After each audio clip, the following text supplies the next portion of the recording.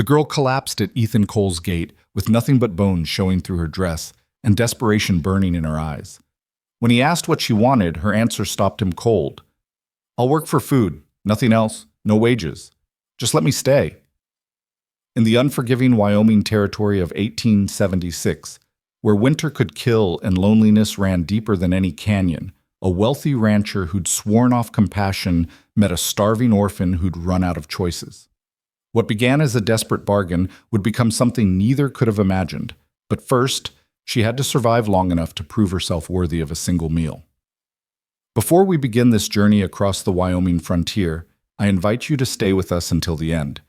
If this story touches your heart, please hit that like button and comment with your city so I can see how far Mara's tale travels across the world. The sun hung low and merciless over the Cole Ranch, painting the Wyoming grasslands in shades of copper and shadow.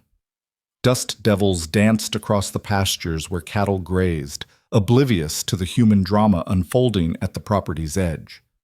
Ethan Cole sat motionless on his horse, hat pulled low against the late afternoon glare, studying the figure crumpled against his gate like discarded laundry.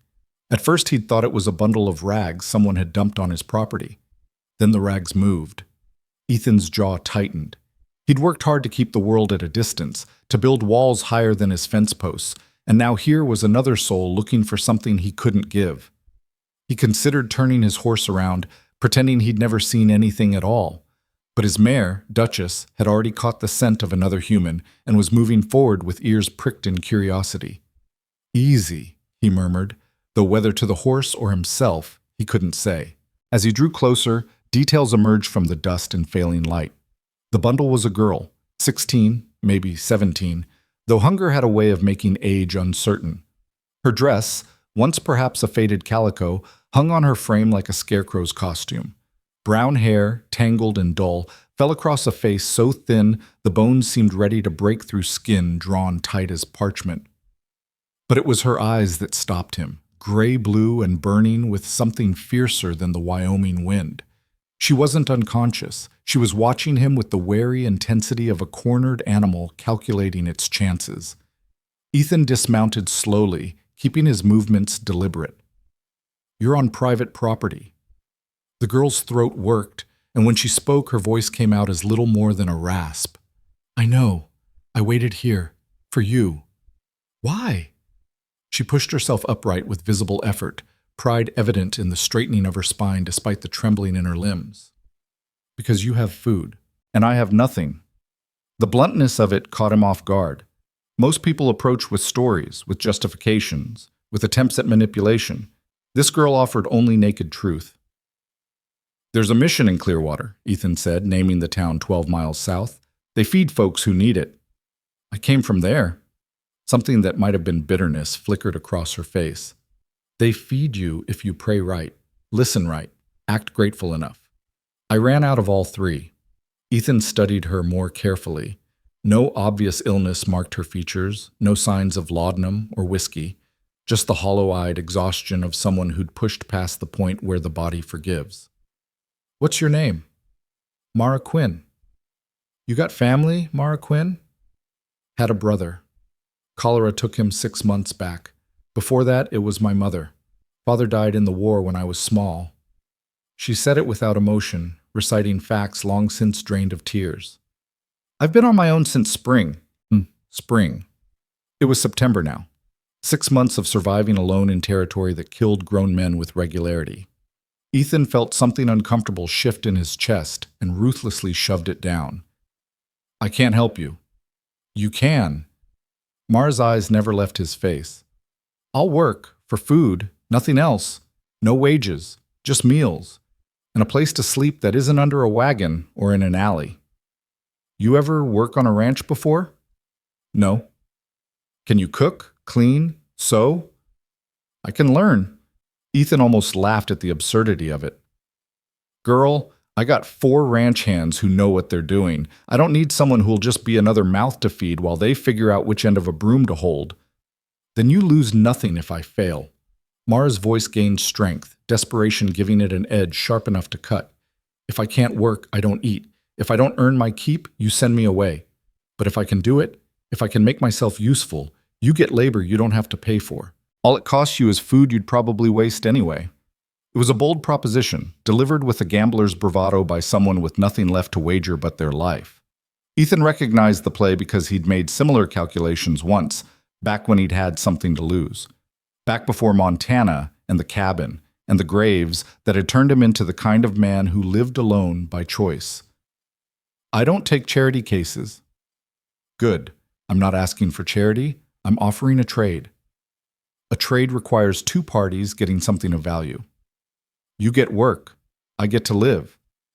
Mara's chin came up. Seems fair to me. The setting sun painted her an amber light, highlighting every angle of deprivation. Ethan could see the pulse hammering in her throat, the slight sway in her stance that suggested she was closer to collapse than she'd admit. She was dying, slowly perhaps, but dying all the same. And she was asking him to care about it. He didn't want to care. He'd buried caring 6 years ago in Montana's soil. You got any idea how hard ranch work is? He asked, trying a different angle. It ain't sitting around sewing samplers. It's hauling water and scrubbing floors and dealing with whatever needs doing from before dawn till after dark. Harder than starving? The question landed like a fist to the gut. Ethan looked away, jaw working. Duchess stamped a hoof, impatient with the delay. In the distance, he could see smoke rising from the ranch house chimney. Marcus, his foreman, probably getting supper started. The same meal they ate most nights: beans, biscuits, whatever meat was available. Food enough to feed 4 grown men and then some. Food enough to feed a half-starved girl who was offering to earn every bite. You stay in the bunkhouse, he said abruptly. Separate from the men. You work from sunup till I say you're done. You burn the food or break something valuable. You get 1 warning. 2 strikes and you're walking back to Clearwater, mission or not. We clear? Something that might have been hope flickered in Mara's eyes, quickly suppressed. Clear. And if you get yourself hurt because you don't know what you're doing, that's on you. I ain't responsible for injuries that come from inexperience. Understood. Ethan swung back into the saddle, looking down at her with an expression caught between resignation and irritation. Can you walk, or do I need to make room on this horse? Mara pushed away from the gate, swaying only slightly. I can walk. Then follow me. And try not to collapse before we get to the house. I got enough to deal with without carrying unconscious girls around my property. The journey to the ranch house took 15 minutes at the easy pace Ethan set, though it felt longer. He kept glancing back to make sure Mara was still on her feet, annoyed with himself for caring whether she made it or not. She walked with grim determination, 1 foot in front of the other, refusing to show weakness now that she'd secured her bargain. The Cole Ranch sprawled across 500 acres of prime grazing land, built up over 2 decades by Ethan's father, and expanded by Ethan himself before he'd lost interest in expansion. The main house was solid timber construction, 2 stories with a wide porch that wrapped around 3 sides. The bunkhouse sat 50 yards away, near enough for convenience but far enough for privacy. Corrals and outbuildings dotted the landscape: barn, smokehouse, tool shed, all maintained with the kind of care that spoke to pride of ownership, even if that pride had gone cold. As they approached, a man emerged from the barn carrying a bucket of oats. He was in his 40s, weathered and lean, with graying hair and the bow-legged walk of someone who'd spent more time on horses than off them. His eyes went from Ethan to Mara and back again, questions written clearly on his face. Marcus, Ethan said by way of greeting. This is Mara Quinn. She's going to be working for food and board. Starting tomorrow, she handles the house, cooking, cleaning, whatever needs doing. Marcus's eyebrows climbed toward his hairline. Boss, you feeling all right? You hit your head out on the range? I'm fine, just making practical use of available resources. Available resources.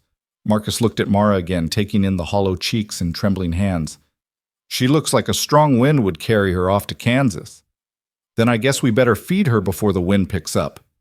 Ethan dismounted, handing Duchess's reins to his foreman. Show her the spare room in the bunkhouse. Get her some water. I'll bring food when it's ready. You're cooking?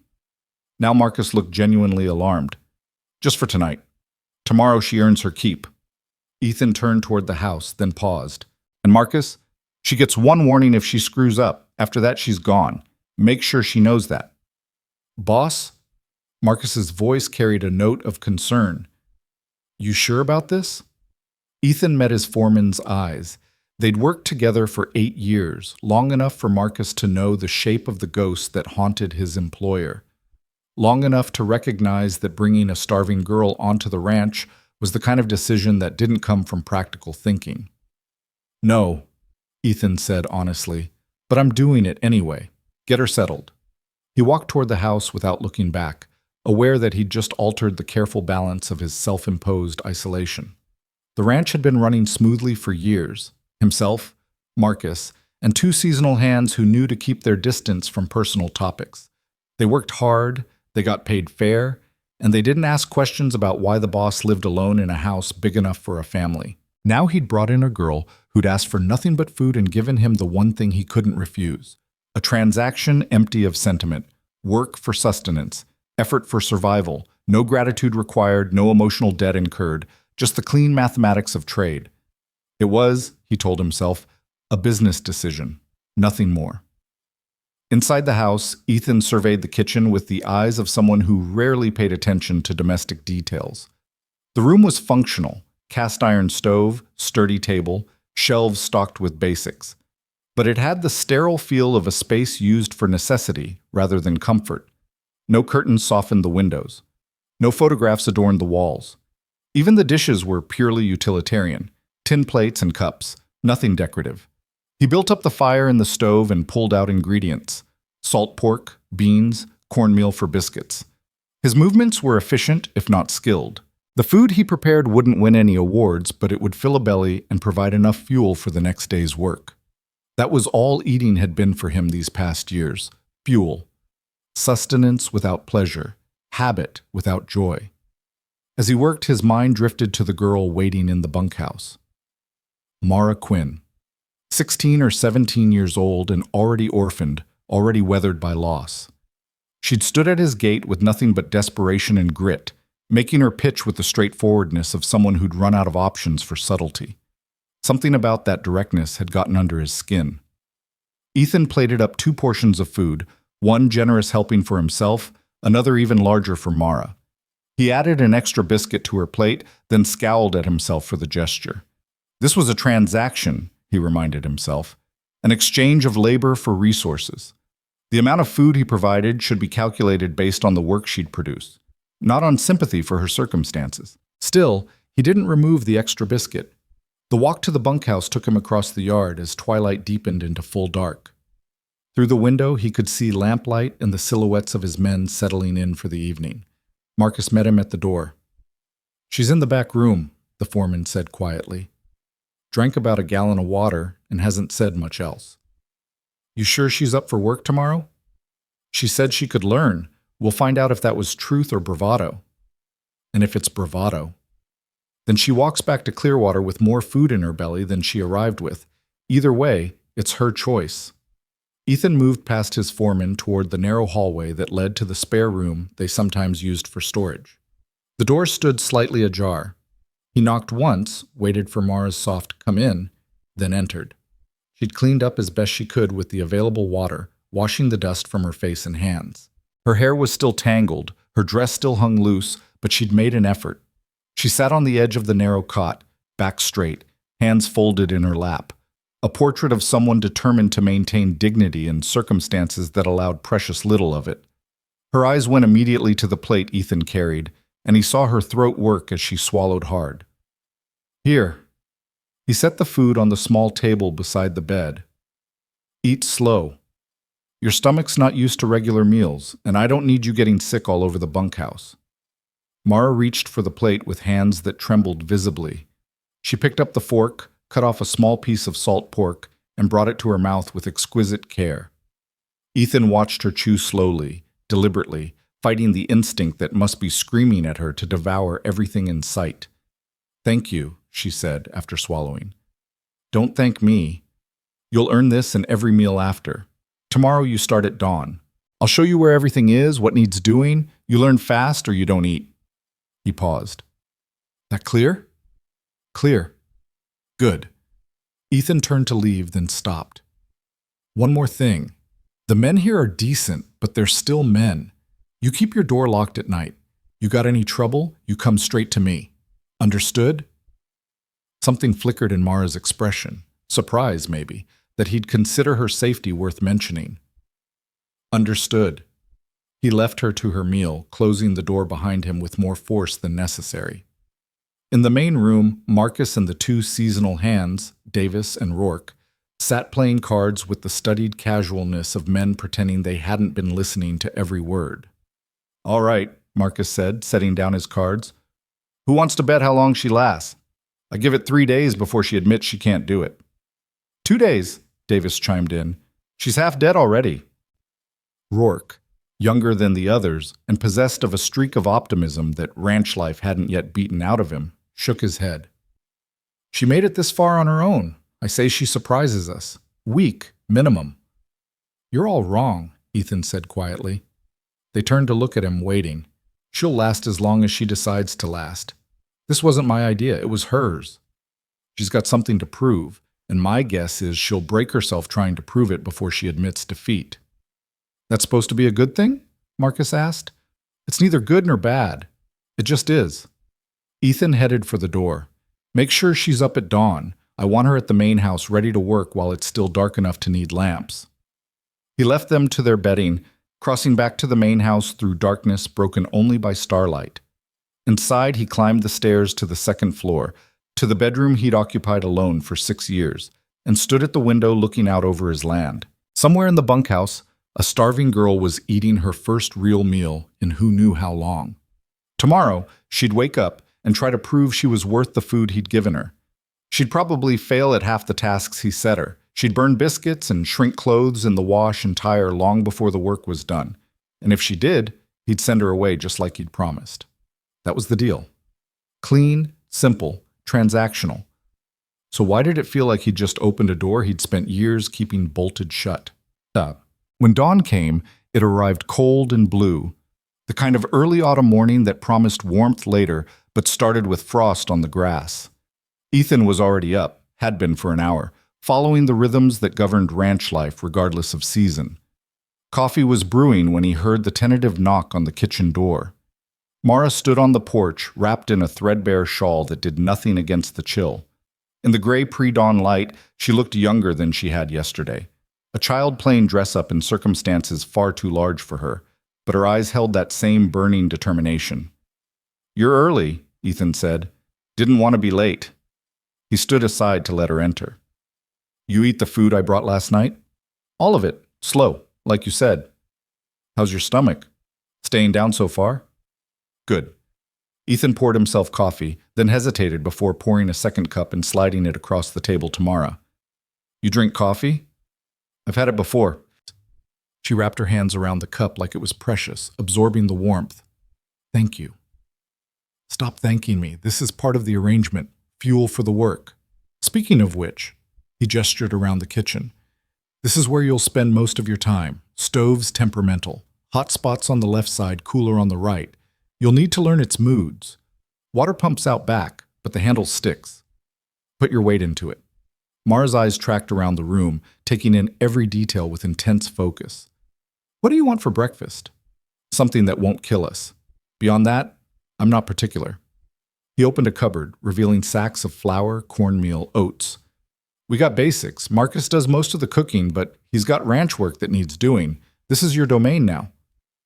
"What does he usually make?" "Oatmeal, mostly. Biscuits, if we're lucky. Eggs when the chickens cooperate." Ethan pulled out a burlap sack. "Speaking of which, there's a hen house behind the barn. Collecting eggs is part of your morning routine.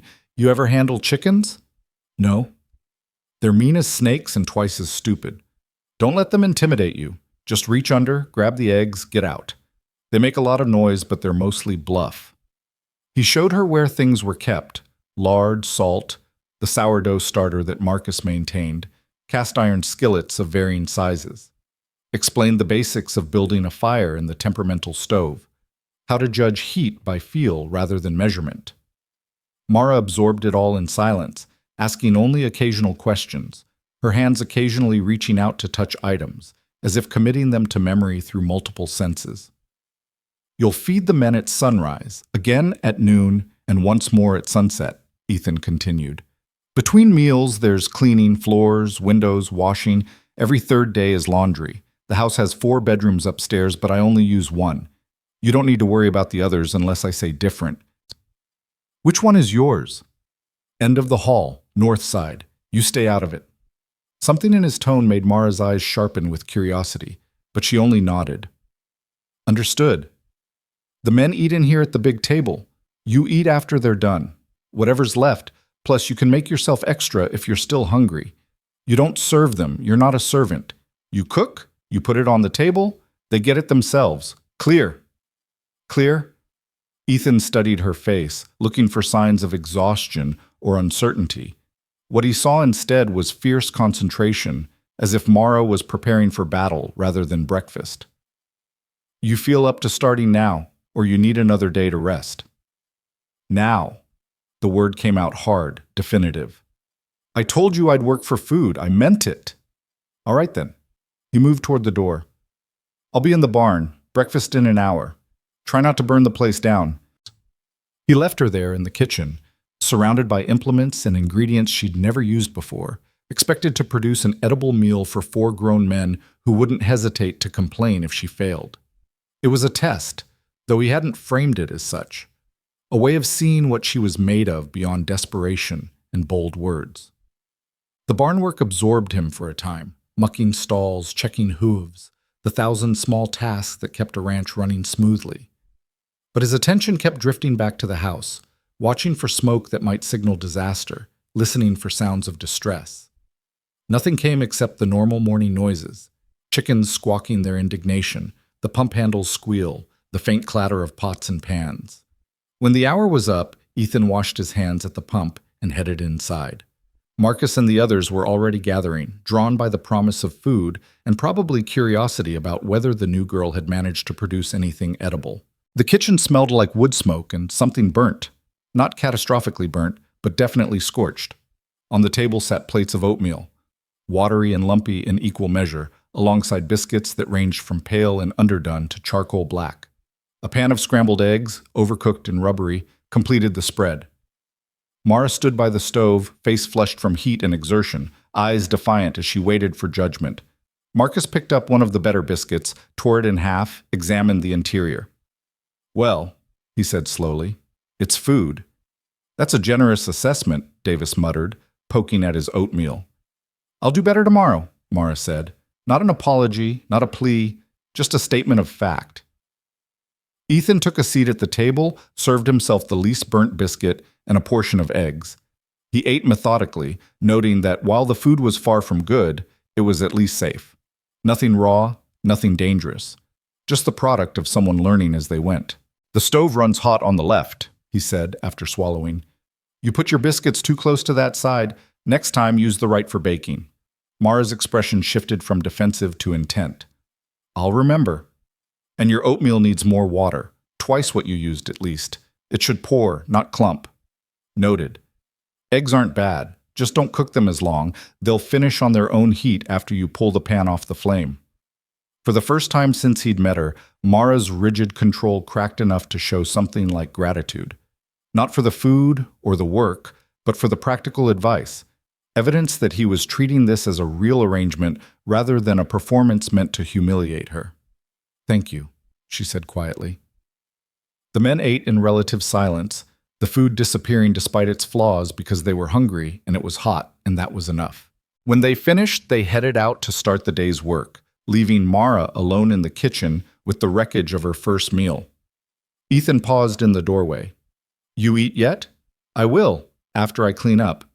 Eat first. The dishes can wait. You'll need the energy. He didn't wait to see if she obeyed, but as he crossed the yard, he glanced back and saw her through the window, seated at the table with a plate of the scorched, lumpy, overcooked breakfast she'd made. She ate with the same careful deliberation she'd shown the night before, treating even failed food as precious. Something in his chest tightened. Transaction, he reminded himself. This is just a transaction. But somewhere in the back of his mind, a voice whispered that he was lying to himself, and they both knew it. The days that followed established a rhythm as relentless as the seasons themselves. Mara woke before dawn, her body protesting the early hours, but her will stronger than her exhaustion. She learned the stove's temperament through trial and error, burns on her forearms marking the lessons, blisters on her palms from the pump handle becoming calluses. The chickens did indeed prove mean as snakes, pecking at her hands until she learned to move with confidence instead of hesitation. By the end of the first week, breakfast no longer resembled charcoal and paste. The biscuits came out golden more often than not, the oatmeal achieved the right consistency, and the eggs stopped turning to rubber. Small victories, but Mara treated each one as proof of concept, evidence that she could transform herself from burden into asset through sheer stubborn persistence. Ethan watched this transformation with carefully maintained distance. He corrected her mistakes with the same dispassionate efficiency he'd use on a new ranch hand, pointing out errors without cushioning criticism with false encouragement. When she scorched a pot of beans, he showed her how to salvage them by transferring the unburnt portion to a new vessel.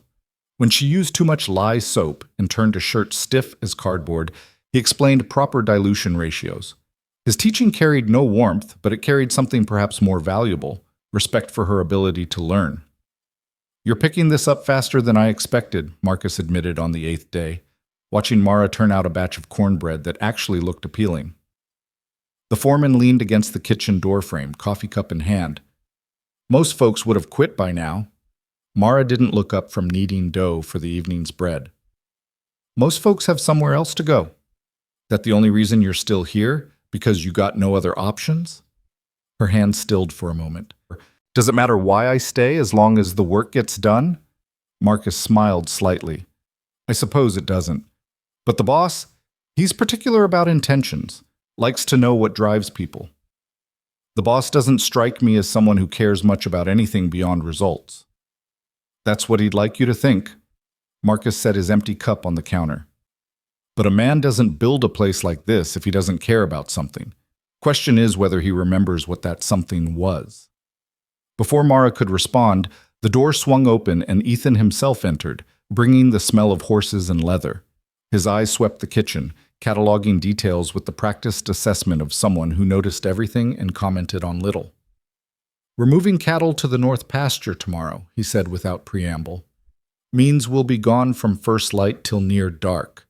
You'll need to pack food, enough for 4 men for the day. Can you handle that?" Mara met his gaze steadily. "What kind of food travels well?" "Biscuits, salt pork, hard cheese if we got any, apples. Nothing that'll spoil in the heat or get crushed in a saddlebag." "I'll have it ready before dawn." Ethan nodded once, already turning to leave, then paused. "You been sleeping all right in the bunkhouse?" Rourke snores loud enough to wake the dead. It was the first personal question he'd asked since she'd arrived. Mara felt something shift in the air between them, fragile as spider silk. "I sleep fine." "Good." He left without further comment, but Marcus was grinning into his coffee. "What?" Mara demanded. "Nothing. Just interesting to see the boss taking notice is all. He's making sure his investment doesn't deteriorate. That's not personal concern. It's practical management." "Keep telling yourself that, girl." Marcus pushed off from the doorframe.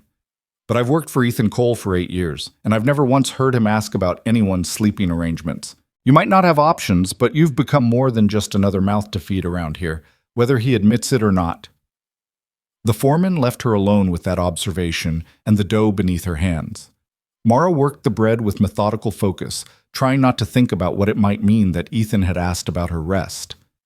The arrangement was simple: work for food, survival for labor. She couldn't afford to read emotion into practicality, couldn't let herself believe that her presence here mattered beyond the meals she prepared and the floors she scrubbed. That way lay hope, and hope was dangerous when you lived one mistake away from the road. She packed the trail food that night after the supper dishes were washed and put away. Biscuits wrapped in cloth, salt pork sliced thick, a wedge of cheese from the cold cellar, 6 apples from the barrel in the storeroom. She worked by lamplight, making sure each portion was equal, each package secure. When she finished, 4 neat bundles sat on the table, ready for the morning. Mara stepped out onto the porch, needing air after the day's heat. The night was cool and crystalline, stars flung across the sky in profligate abundance. She could see the lights in the bunkhouse where the men were settling in, hear the distant lowing of cattle from the near pasture. Everything about the ranch spoke of order, of systems maintained through consistent effort, of a life built deliberately and protected carefully. She'd been here 9 days, and already she couldn't quite remember what it felt like to have no place at all. The sound of boots on gravel made her turn. Ethan emerged from the darkness, a shadow among shadows, until he stepped into the spill of light from the kitchen window. He carried a lantern in one hand, his hat pushed back on his head in a rare moment of relaxation. "Thought you'd be asleep by now," he said. "Too hot inside. Needed to cool down before bed." He nodded, understanding implicit. They stood in silence for a moment, listening to the night sounds. Crickets, a distant coyote, the wind moving through the grass. "The food ready for tomorrow?" Ethan asked. "On the table, 4 packs, equal portions." "Good." He shifted his weight, and in the lamplight Mara could see the lines of exhaustion etched around his eyes. "You're keeping up with the work. Better than keeping up, actually. The house is cleaner than it's been in years." The unexpected praise caught her off guard.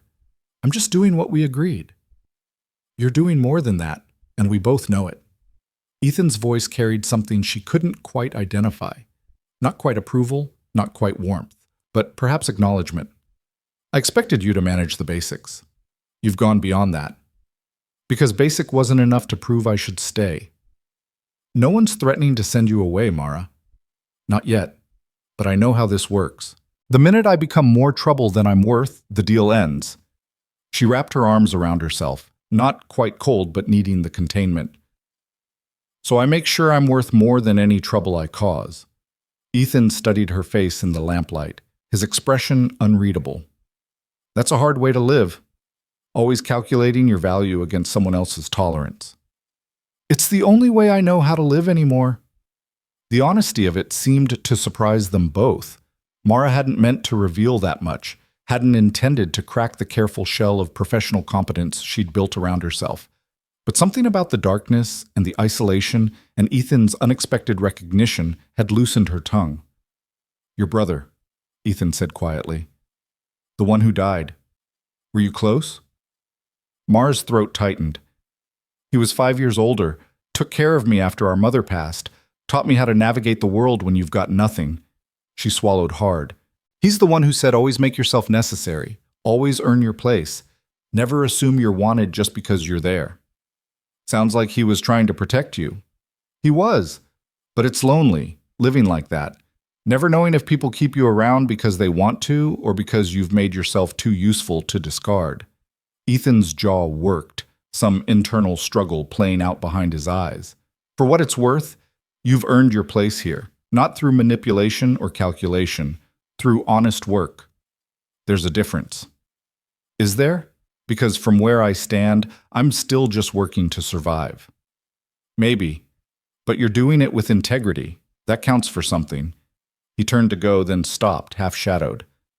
"Get some sleep, Mara. You've been working yourself near to exhaustion every day. The ranch will survive if you rest a little." "Will it survive if I fail?" "You're not going to fail." The certainty in his voice was absolute. "You're too stubborn for that. But even stubborn people need sleep." He walked away into the darkness, leaving Mara alone with the stars and the unsettling realization that somewhere in the past 9 days, this had stopped being just a transaction. At least for her. Whether Ethan felt the same remained as mysterious as the man himself. The cattle drive consumed the next 2 days. The men left before dawn and returned after dark, bone-tired and covered in dust, barely able to eat before collapsing into sleep. Mara used the time to deep clean the house, scrubbing floors until her knees ached and washing windows until they gleamed. She aired out the unused bedrooms upstairs, beating dust from curtains and polishing furniture that hadn't seen attention in years. In the room at the end of the hall, Ethan's room, the one she was forbidden to enter, she paused outside the closed door. Curiosity warred with respect for boundaries clearly drawn. What kind of space did a man like Ethan Cole inhabit? What did his private sanctuary reveal about the parts of himself he kept so carefully guarded? She didn't open the door, but she stood there longer than she should have, hand raised, before finally turning away to finish her work elsewhere. When the men returned on the second evening, they found a house transformed. Every surface gleamed, every corner freed from cobwebs and accumulated neglect. The kitchen smelled of fresh bread and roasting meat. Davis actually stopped in the doorway, blinking in surprise. "Did we come to the wrong ranch?" he asked. "Careful, Rourke warned. "We track dirt on those clean floors and the girl might shoot us." Mara emerged from the kitchen carrying a platter of sliced roast beef. "I won't shoot you, but you will clean up your own mess if you make one." Marcus laughed, the sound rich and genuine. "She's got you there, boys. Best wipe your feet." They ate that night with the kind of appreciation that came from genuine hunger met with genuine quality. The beef was tender, seasoned with herbs from the small garden Mara had discovered behind the smokehouse. The bread was perfect, crusty outside, soft within. Even the vegetables, simple boiled carrots and potatoes, carried the flavor of care in their preparation. Ethan ate in silence, but his eyes moved around the transformed kitchen, noting every improvement. When the meal was finished and the others had gone, he remained at the table while Mara cleared dishes. "You didn't need to do all this," he said finally. "The house needed it. I had time while you were gone." Mara pumped water into the wash basin. "Besides, I told you, I earn my keep. You've earned it 10 times over by now. This is beyond the agreement we made." Maybe I wanted to do it anyway. Maybe I wanted to see what this place could look like if someone cared for it properly. She scrubbed a plate with more force than necessary. "You've built something good here, but you've let it get shabby, like you stopped seeing it as a home and started treating it as just a place to sleep between work." The observation landed with the impact of an accusation. Ethan stood abruptly, chair scraping against the clean floor. "You don't know anything about what this place is to me." "You're right, I don't. Because you don't let anyone know anything about you beyond what's absolutely necessary for ranch business." Mara turned to face him, hands dripping soapy water. "But I can see what's in front of me. This house was built for a family, for permanence, and you're living in it like a ghost haunting rooms you don't really believe belong to you." "That's enough," Ethan's voice carried warning. "Is it? Because I think you brought me here for exactly this.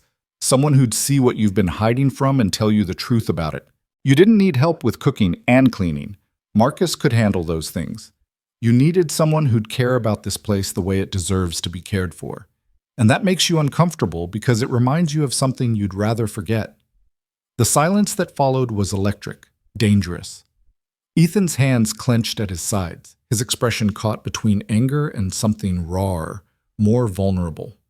For a long moment, Mara thought she'd pushed too far, crossed a line that would get her sent away regardless of how well she'd worked. Then Ethan's shoulders sagged slightly. "I had a wife," he said, voice rough, "and a daughter in Montana 6 years ago." Mara's breath caught. Had. Fever took them both within a week. Sarah was 26, Emma was 4. He looked around the kitchen as if seeing it through different eyes. "I built this house for them, brought them here from Montana, promised them a new start. They lasted 6 months before the fever came through. After they died, I couldn't make it mean anything anymore. Couldn't pretend it was a home when everyone who made it home was gone." The confession hung in the air between them, heavy with years of unspoken grief. Mara set down the dish she'd been washing, wiped her hands on her apron. "I'm sorry. I didn't know. No one here knows except Marcus. And now you." Ethan met her eyes. "I don't talk about it because talking doesn't change what happened, doesn't bring them back. All I can do is keep working, keep moving, keep the ranch running because that's something I can control. And keeping everyone at a distance means you never have to risk losing anyone again." Smart girl. The words carried no heat, only tired acknowledgement. "But you're right about one thing. This place has been more graveyard than home for a long time. Maybe that's what bothered me when you showed up. You looked at it and saw what it could be, not what it's become." Mara moved closer, not quite touching, but near enough that he could see the sincerity in her face. "I lost everyone too. My whole family, piece by piece. So I understand wanting to protect yourself from caring too much about anything or anyone. But that's not living, Mr. Cole. That's just surviving. And you've built too much here to settle for just survival." "Ethan," he said quietly, "if you're going to lecture me about my life choices, you should at least use my given name." The corner of Mara's mouth lifted in something almost like a smile. "Ethan, then. And I'm not lecturing, I'm just observing that we're both doing the same thing, working ourselves to exhaustion so we don't have to feel what's underneath all that work." And what do you suggest instead? I don't know. Maybe we just keep working, but we let the work mean something beyond distraction. Maybe we let this place become what it was meant to be. Not a monument to loss, but proof that good things can survive grief if we let them. Ethan studied her face in the lamplight, this girl who had arrived starving and desperate and somehow become the mirror he'd been avoiding for 6 years. You're unusually wise for someone so young. Grief ages you faster than years. You should know that. I do. He moved toward the door, then paused. Mara, thank you. For the cleaning, for the meal, and for the honesty, even when it's uncomfortable to hear. After he left, Mara returned to the dishes with trembling hands. The conversation had cracked something open in both of them, exposing wounds that hadn't properly healed because they'd never been acknowledged. She understood now why Ethan had agreed to her desperate bargain, not because he needed household help, but because her blunt transaction had felt safe. No emotional expectations, no risk of connection, just clean trade of labor for sustenance. But life, Mara was learning, rarely respected the boundaries people drew to protect themselves. The weeks that followed brought subtle changes to the ranch's rhythm. Ethan spent more time at the main house, often staying after meals to discuss the next day's work or ask Mara's opinion on household matters. The conversations remained practical on the surface, but underneath ran currents of mutual recognition. Two survivors learning to inhabit the same space without the protective armor they'd worn for so long. Marcus noticed, of course. Boss is smiling more, he commented to Mara one afternoon while she was grinding coffee. Not much, mind you, but more than I've seen in years. Maybe he's just pleased the house is running smoothly. Or maybe he's remembering what it feels like to have someone care whether he comes home at the end of the day. Marcus's eyes were kind, but knowing. Don't overthink it, girl. Just let it be what it is. What it was remained undefined, existing in the space between employer and employee, between guardian and ward, between two damaged people who recognized their own pain in each other's eyes. Mara cooked meals with increasing skill, learned to anticipate what Ethan needed before he asked, kept the house with the kind of attention that transformed maintenance into care. In return, Ethan taught her about the ranch, how to read weather patterns, which cattle were ready for market, the economics of running a successful operation. You're good with numbers, he observed one evening as she tallied supply costs in a ledger he'd given her. Ever think about doing more than just household work? Mara looked up from the columns of figures. What do you mean? I mean you've got a head for business. You could learn the ranch operations, help with the books, maybe take on some management responsibilities if you wanted. Why would you trust me with that? Because you've proven yourself trustworthy, and because you see things clearly, like you did with the house. Fresh eyes sometimes catch what familiar ones miss. It was an offer that extended beyond their original bargain, acknowledgement that she'd become integral to the ranch's functioning in ways that had nothing to do with cooking and cleaning. Mara felt hope flutter dangerously in her chest. I'd like that, she said carefully. If you're sure. I'm sure. Ethan closed the ledger. You'll start learning the books tomorrow. Marcus can teach you the basics of cattle management when you've got time. Consider it expanding your skill set. Still just for food and board? Something shifted in Ethan's expression. I think we both know you're worth more than that arrangement now. But we'll keep the terms simple for now. One thing at a time. One thing at a time. It became their unspoken motto as autumn deepened into preparation for winter. The ranch stored hay, mended fences, moved cattle to sheltered pastures.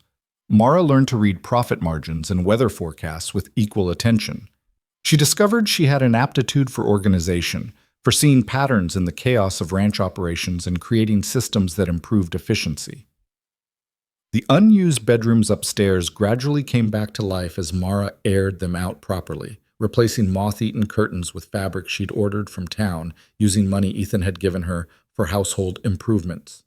She didn't ask permission to make the changes, and he didn't question her judgment. A tacit trust had developed between them, built on months of reliable work and honest communication. But the room at the end of the hall remained forbidden territory, its door always closed. Until the night Mara heard crying. She woke near midnight to the sound of anguished sobs muffled by walls and distance. For a moment, she thought she'd dreamed it. Then it came again, raw, broken sounds that spoke of grief so deep it had no bottom. Mara rose and moved through the dark house in her nightdress, following the sound to its source. Ethan's door stood slightly ajar, lamplight spilling into the hallway. Through the gap, she could see him sitting on the edge of his bed, face in his hands, shoulders shaking with the force of emotion too long contained. She should retreat, should give him privacy to experience his pain without witness. But something stronger than propriety pulled her forward. She knocked softly on the doorframe. "Ethan?" He looked up, face ravaged, eyes red. "Go back to bed, Mara. Not until you tell me what's wrong." "It's nothing, just—" His voice broke. "It's the anniversary, 6 years today since they died." Mara stepped into the room, crossing a threshold she'd respected for months. The space was spare, bed, dresser, chair by the window. But on the dresser sat a photograph in a silver frame, a laughing woman with kind eyes and a small girl with dark curls, both looking at the camera with the kind of joy that comes from being deeply loved. "Sarah and Emma," Ethan said, following her gaze. "The only picture I have of them together." Mara moved closer, studying the faces of the ghosts who'd haunted this house through silence and absence. They were beautiful. They were everything. The words came out broken, and I couldn't save them. I had money for doctors, medicine, anything they needed, but the fever didn't care about money. It just took them both and left me here alone, wondering what the point of any of this was without them.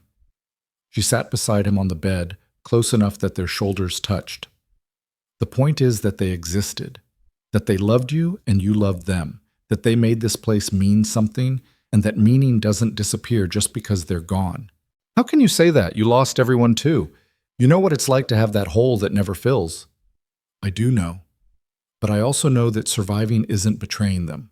Living isn't forgetting them." Mara took his hand, rough and calloused from years of hard work. "You built this ranch for your family. They never got to see what it became, but it became something beautiful anyway. That's not nothing." Ethan's fingers tightened around hers. "Some days I can almost forget they're gone. I get caught up in work and keeping things running, and then days like this hit, and I remember all over again that they're never coming back, that I'll never hear Emma laugh or see Sarah smile, that everything I built was for people who aren't here to enjoy it. Then build it for yourself, for the future instead of the past." Mara shifted to face him more directly. "Or build it for the people who are here, Marcus, Davis, Rourke, me. We're not replacements. No one could replace your family, but we're real and we're here, and we care about this place because you made it worth caring about. When did you get so wise?" "Probably around the same time I got desperate enough to bargain for food at a stranger's gate." She managed a small smile. "We've both learned hard lessons, but we're still here, still fighting. That has to count for something." They sat in silence for a long time, hands linked, sharing grief too deep for words. Outside, the wind moved through the grass with its eternal whisper. Inside, two survivors found comfort in simple human presence, the knowledge that pain acknowledged is pain shared, and shared pain becomes something slightly less than unbearable.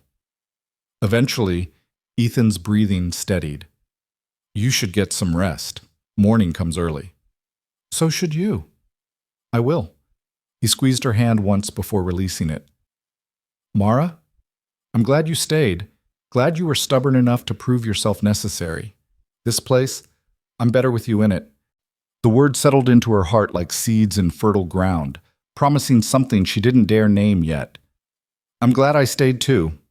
She left him there with his memories and his photograph, returning to her own room with the knowledge that something fundamental had shifted between them. They'd begun as strangers bound by transaction. They'd become something else through honesty and time. Something that looked like friendship, felt like trust, and carried the weight of mutual understanding. What they might become beyond that remained unwritten, a story still taking shape in the space between grief and hope, between survival and truly living. Winter arrived in Wyoming with the subtlety of a freight train, transforming the landscape overnight into a kingdom of white silence. The first major storm hit in late November, bringing winds that howled like wounded animals and snow that piled against the buildings in drifts taller than a man. The ranch hands moved through their work bundled in layers of wool and leather, faces chapped red from cold, breath freezing in the air before it could dissipate. Mara stood at the kitchen window watching the world disappear into white, a cup of coffee warming her hands. She'd been at the ranch for 3 months now, long enough that the rhythm of the place had become her own heartbeat. Long enough that she no longer calculated her worth in meals earned, but in the quiet satisfaction of work well done. Long enough that Ethan's rare smiles had become something she noticed, something that made warmth bloom in her chest despite the bitter cold outside. "Storm's getting worse," Marcus said from behind her, stamping snow from his boots. "Boss wants everyone to stick close to the buildings today. Visibility's near zero out past the barn." "The cattle?" "Moved to the sheltered pastures 2 days ago. They'll be fine as long as this doesn't last more than a week." He moved to the stove, pouring himself coffee. "You got enough supplies to feed us if we're stuck inside for a few days?" Mara mentally inventoried the pantry and cold cellar. "Plenty. Flour, beans, salt pork, potatoes. I canned vegetables back in September. We could last 2 weeks without hardship." "Good thinking." Marcus studied her over the rim of his cup. "You've changed since you got here. Filled out some. Got color in your cheeks. Look less like you're one breath away from disappearing." It was true. The constant meals, the physical work, the security of knowing she'd wake up in the same place tomorrow. All of it had transformed her from the skeletal girl who'd collapsed at the gate. She'd gained weight, her dress fitting properly now instead of hanging like a shroud. Her hair had regained its shine, her skin its healthy tone. But more than the physical changes, something had shifted in the way she carried herself. She stood straighter now, met people's eyes directly, spoke with the confidence of someone who knew their place in the world. "I'm not that girl anymore," Mara said quietly. "The one who had nothing. I'm someone different now. You're Mara Quinn, best cook in 3 counties, and the only person who can make Ethan Cole smile." Marcus's expression was gentle. "Question is, you figured out yet what that means?" Before she could answer, the door burst open and Ethan himself stumbled in on a wave of snow and wind. He shoved the door closed against the gale, ice crusting his beard and eyebrows. "It's brutal out there." Lost sight of the barn from 20 feet away. Mara grabbed a towel and moved toward him without thinking, brushing snow from his shoulders as he peeled off his coat. "You shouldn't be out in this. What if you'd gotten turned around?" "I know every inch of this ranch blindfolded," but his hands were shaking from cold as he accepted the coffee she pressed into them. "Though I'll admit, this storm's meaner than most." "Then stay inside where it's warm. Whatever needed checking can wait until the weather breaks." Ethan's eyes met hers over the coffee cup, something unreadable in their depths.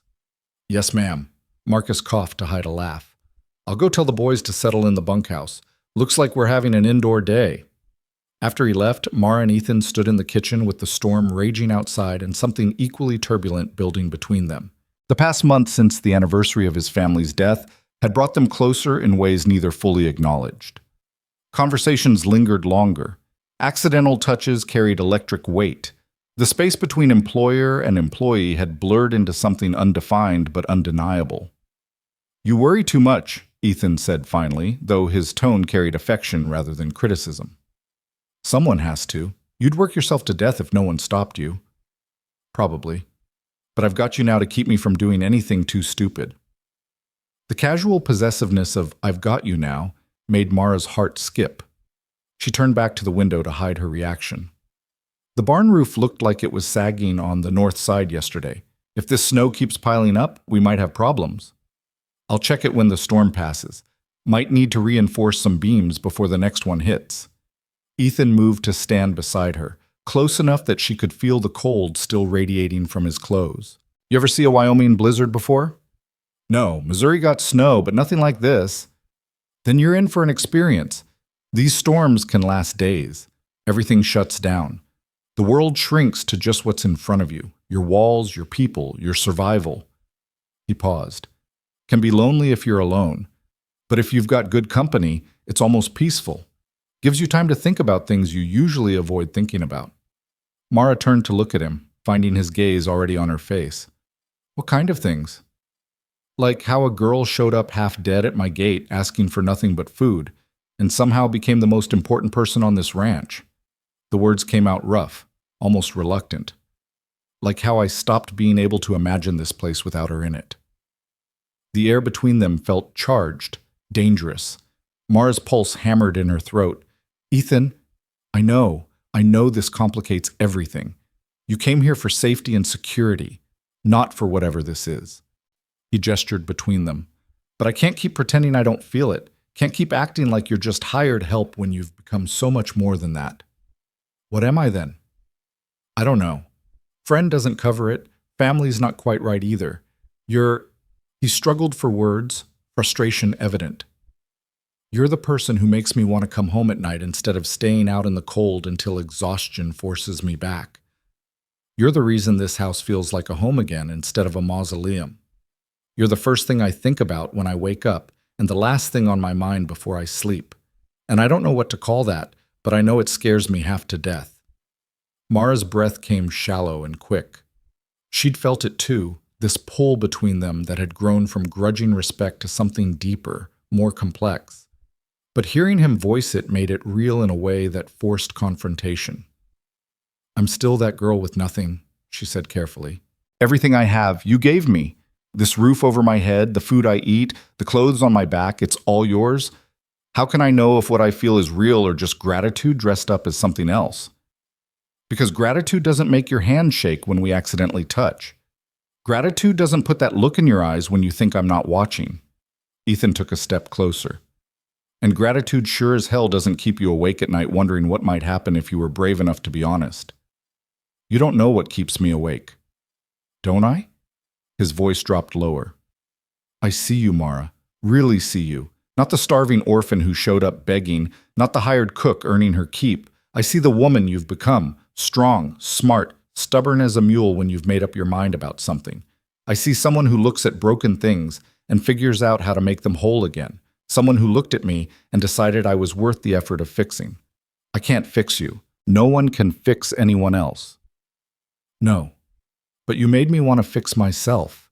Made me remember that surviving isn't the same as living. That's a gift, Mara, whether you meant it to be or not. The storm howled against the windows, rattling the glass in its frames. Snow piled higher by the minute, sealing them in together with no escape and nowhere to hide. Mara felt the weight of decision pressing down on her, to acknowledge what had grown between them or to retreat into the safety of their original arrangement. I'm afraid, she admitted, of what happens if this doesn't work, if I lose the only stability I've ever known because I confuse security for something deeper. And I'm afraid of what happens if it does work, if I let myself care again and then lose it. Ethan's hand came up, hovering near her face before settling gently against her cheek. But I've been half alive for 6 years, Mara, and these past few months with you have reminded me what it feels like to be whole. That's worth being afraid for. She leaned into his touch, letting herself feel the warmth of his palm against her skin. What are we doing? I don't know, but I'm tired of pretending we're not doing it. The kiss, when it came, felt inevitable. Like the storm outside, like the changing seasons, like gravity itself pulling them together. Soft at first, tentative, giving each other space to retreat if needed. But then Mara's hands came up to grip his shoulders, and Ethan's arm wrapped around her waist, and the kiss deepened into something that spoke of months of denial, finally breaking free. When they broke apart, both breathing hard, Ethan rested his forehead against hers. This changes things. Everything, Mara agreed. But maybe that's not a bad thing. Maybe not. He pulled back slightly to look at her face. But we do this right. No rushing, no assumptions. You're not obligated to anything because of what I've given you. If you want to stay just as you are, working the ranch, living in the bunkhouse, keeping things professional, I'll respect that. And if I want more, then we figure out what more looks like. Together. One day at a time. It was a promise and a question wrapped into one. Mara nodded, feeling something settle into place inside her chest. One day at a time. They spent the rest of that storm-locked day in careful negotiation of their new reality. Working side by side in the kitchen as Mara prepared meals and Ethan tackled paperwork at the table. Conversations ranging from practical ranch business to deeper topics they'd avoided before. Childhoods, dreams, fears, the small details that built intimacy brick by brick. They moved around each other with new awareness, every accidental touch carrying weight, every shared glance meaning something. Marcus noticed immediately when he came for dinner, his knowing eyes tracking between them with barely concealed amusement. "Storm's supposed to break tomorrow," he announced, helping himself to stew. "We'll need to dig out and check the livestock, make sure everyone made it through all right." "I'll ride the fence lines," Ethan said. "Make sure nothing collapsed under the snow." "I'll go with you," Mara offered. "I should learn how to check fences anyway, if I'm going to be useful beyond the kitchen." Marcus raised an eyebrow. "You ride?" "I can learn." "She can learn anything she sets her mind to," Ethan said, voice carrying unmistakable pride. "Just ask the chicken she terrorized into submission." The easy banter felt different now, warmer, more like family than employer and employees. After Marcus left, Mara and Ethan sat by the fire in the main room, the house quiet around them except for the crackling flames and the wind's diminishing roar. "Tell me about Sarah," Mara said softly. "If you want to. I'd like to know about her." Ethan's expression flickered with old pain, but also something softer. "She was a teacher. Met her in Montana when I was just getting started with ranching. She had this laugh that could light up a whole room, and she believed in me when I barely believed in myself." He stared into the fire. "Emma was just like her. Bright, curious, fearless. She wanted to learn everything about the ranch, insisted on following me around asking a million questions. They sound wonderful." "They were, and losing them nearly destroyed me." He turned to look at Mara. "For a long time I thought feeling anything for anyone else would be a betrayal, like I'd be erasing them if I moved forward. And now? Now I think they'd want me to live. Not just exist, but actually live. Sarah always said life was too short to waste on fear." A sad smile crossed his face. "She'd probably like you. You've got the same stubborn streak she did." Mara reached for his hand, lacing their fingers together. "I'm not trying to replace them. I could never—" "I know. You're not a replacement. You're something entirely your own." Ethan squeezed her hand. "That's what makes this possible. You're not asking me to forget. You're just asking me to make room for something new alongside what came before." They sat like that until the fire burned low, hands linked, watching the flames dance and feeling the weight of the day's confession settle into something sustainable. When Mara finally rose to go to the bunkhouse, Ethan walked her to the door despite the late hour. "Stay safe out there," he said. "And Mara, thank you for being patient with me, for pushing when I needed pushing and waiting when I needed time." "We're both learning," she said. "Neither of us knows how to do this, but at least we're figuring it out together." The next morning dawned clear and brutally cold, the sun reflecting off snow so bright it hurt to look at. The men dug out pathways between buildings, their breath forming clouds that hung in the still air. Mara watched from the kitchen window as Ethan and Marcus assessed storm damage. A section of fence down under a drift, some shingles blown off the barn, minor issues that could be addressed once the temperature climbed above freezing. She was kneading bread when she heard the sound of horses approaching. Visitors were rare in winter, rarer still after a major storm. Wiping flour from her hands, she moved to the window and saw 3 riders picking their way through the snow toward the house. Ethan emerged from the barn, Marcus at his side, both men watching the newcomers with the wariness that came natural to frontier life. The lead rider pulled up and dismounted, a woman in her 50s, dressed in expensive riding clothes, her bearing suggesting someone accustomed to authority and getting her way. Mara moved to the porch to listen, curiosity overriding caution. "Mr. Cole," the woman said, voice carrying clearly in the cold air. "I'm Margaret Thornton from Clearwater. I've heard you have a young woman working on your ranch, a Miss Mara Quinn?" Ethan's posture shifted, subtle but defensive.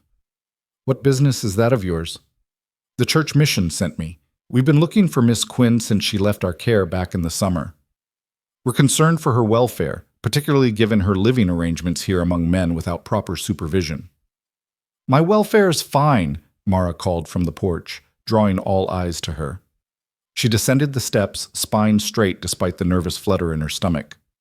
"I appreciate your concern, Mrs. Thornton, but it's unnecessary." Margaret's gaze swept over Mara with calculating assessment, taking in the well-fitting dress, the healthy complexion, the confident bearing. "You look well. Better than when you were at the mission." But appearances can be deceiving, and a young unmarried woman living on a ranch with 4 men raises serious questions of propriety. Propriety? Mara's voice sharpened. I was starving when I left the mission because your version of Christian charity came with conditions I couldn't meet. Mr. Cole gave me work and food in fair exchange. There's nothing improper about honest labor. Perhaps not. But the town talks, Miss Quinn. They wonder about the nature of your arrangement here. Some say you're little better than a... She paused delicately. Well, a kept woman. Ethan moved forward, anger evident in every line of his body. You're on my property making accusations about a woman of impeccable character.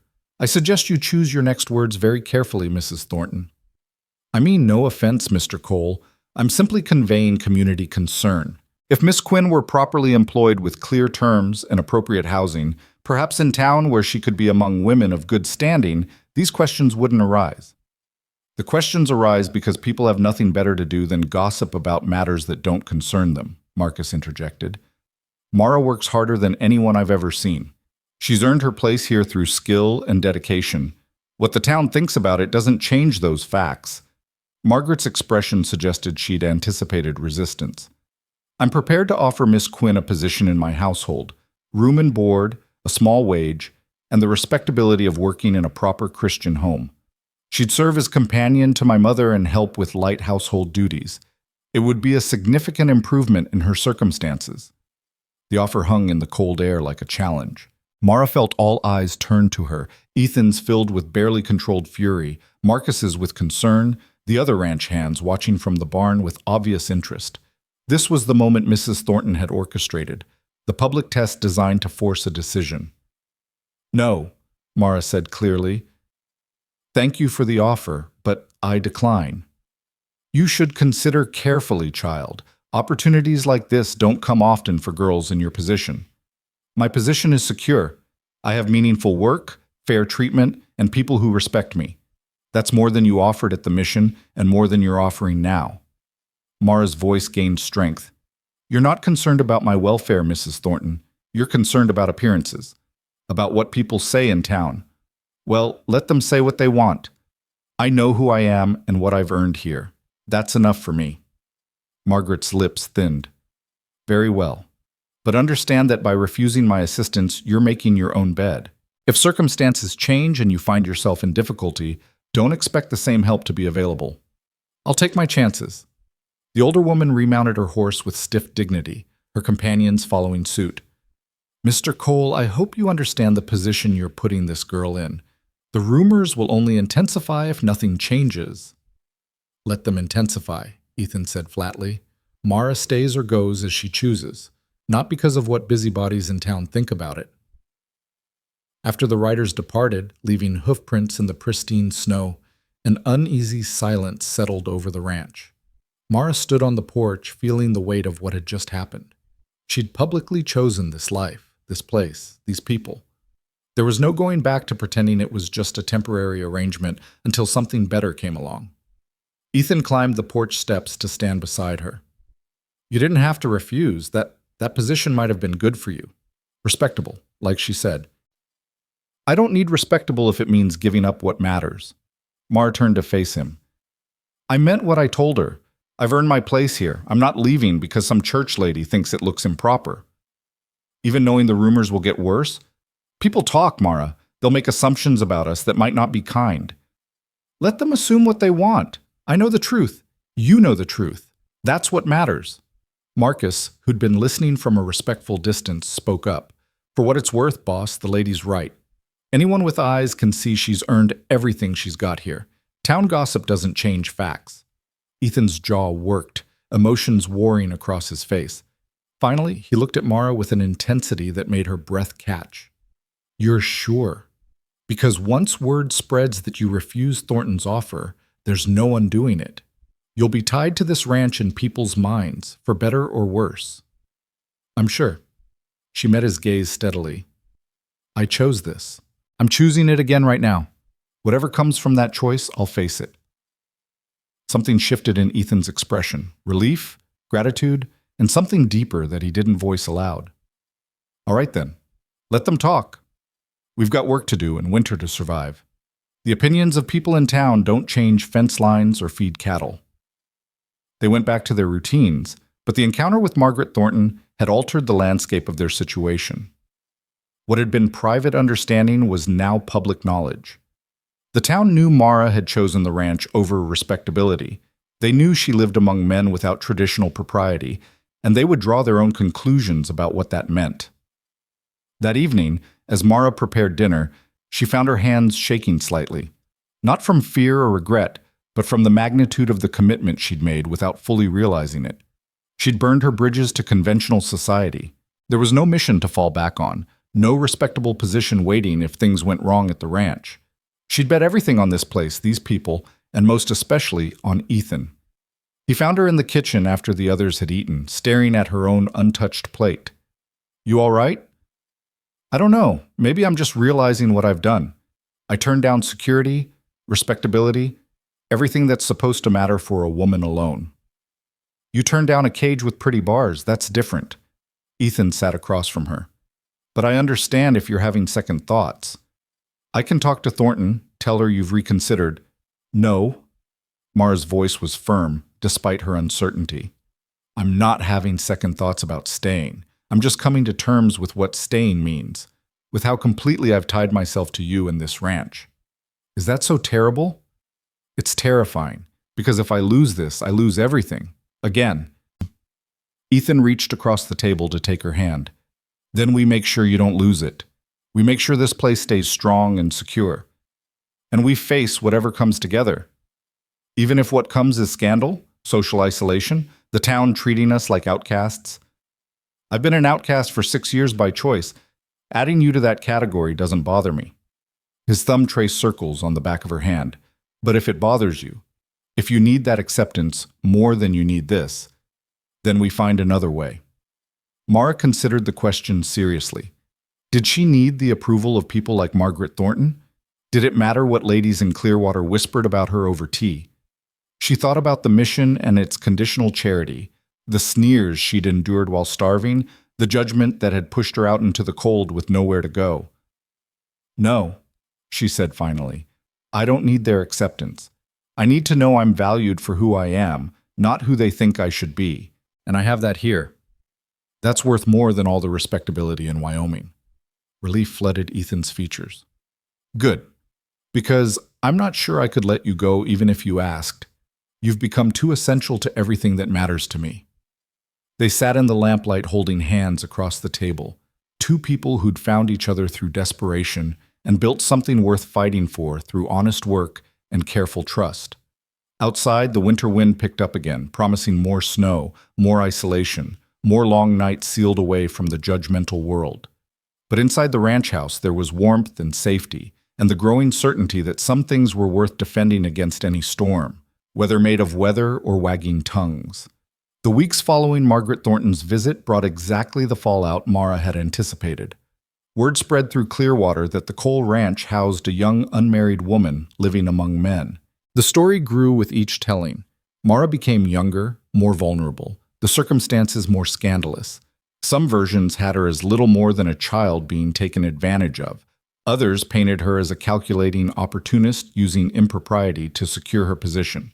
The truth, as usual, was more complex and less interesting than fiction. Mara weathered it by refusing to engage. When she went to town for supplies, something she now did monthly with Marcus as escort, she ignored the pointed looks and whispered conversations.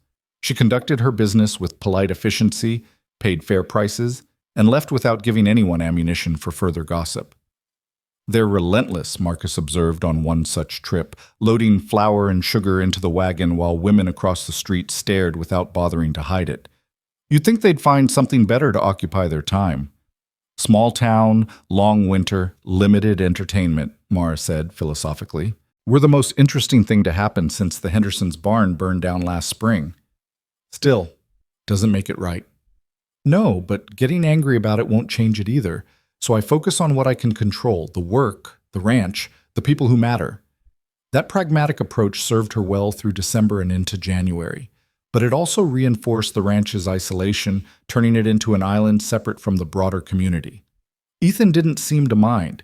He'd isolated himself deliberately years ago, but Mara sometimes felt the weight of separation. Not regret exactly, but awareness that she'd chosen a path that put her outside conventional society in ways that couldn't be undone. Late one January night, unable to sleep, she found Ethan in his study working on accounts by lamplight. He looked up when she knocked, waving her in without question. "Can't sleep?" he asked. "Too much thinking, not enough tired." She settled into the chair across from his desk. "Do you ever wonder if we made the right choice? Letting me stay despite what people say?" "No, do you?" "Sometimes. Not about staying, I know that's right, but about the cost. What it does to your reputation, having me here." Ethan set down his pen, giving her his full attention. "My reputation was already questionable. The hermit rancher who shut himself away after his family died. Adding you to the narrative doesn't make it significantly worse. But it makes it different. Before, you were tragic. Now you're potentially scandalous. Let me ask you something." He leaned forward, elbows on the desk. "If we could go back to that day you showed up at the gate, knowing everything that would follow, the gossip, the judgment, the isolation, would you still make the same bargain?" Mara didn't hesitate. "Yes." "Then that's your answer. We made the right choice for us. What other people think about it is their problem, not ours. You make it sound simple. It is simple. Not easy, but simple. You choose what matters more, living according to your own truth or living according to other people's expectations. We chose truth. The rest is just noise." She smiled despite herself. "When did you get so wise?" "About the same time I got desperate enough to accept help from a starving girl at my gate." He returned her smile. "We've both learned hard lessons. But we're still here, still fighting. That counts for something." The echo of her own words from months ago hung in the air between them. They'd come full circle, these two survivors, from separate isolation to shared understanding. The world might judge them, might whisper and speculate and condemn. But inside these walls, they'd built something real and worth defending. "Ethan," Mara said softly, "what are we to each other, really?" He stood and came around the desk, pulling her to her feet and into his arms.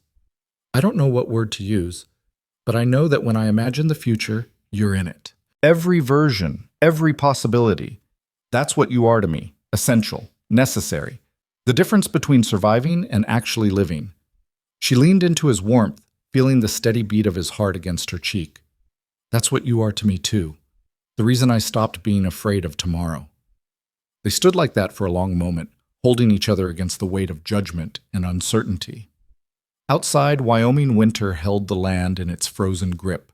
Inside, two people who'd found each other through desperation built warmth enough to last through any cold. Spring came late to Wyoming that year, reluctant to surrender winter's grip. But when it finally arrived in mid-April, it came with explosive force. Snow melting into rushing creeks, grass pushing through mud with defiant green, wildflowers carpeting the meadows in purple and gold. The ranch awakened from its winter hibernation like a bear shaking off sleep, everything suddenly demanding attention at once.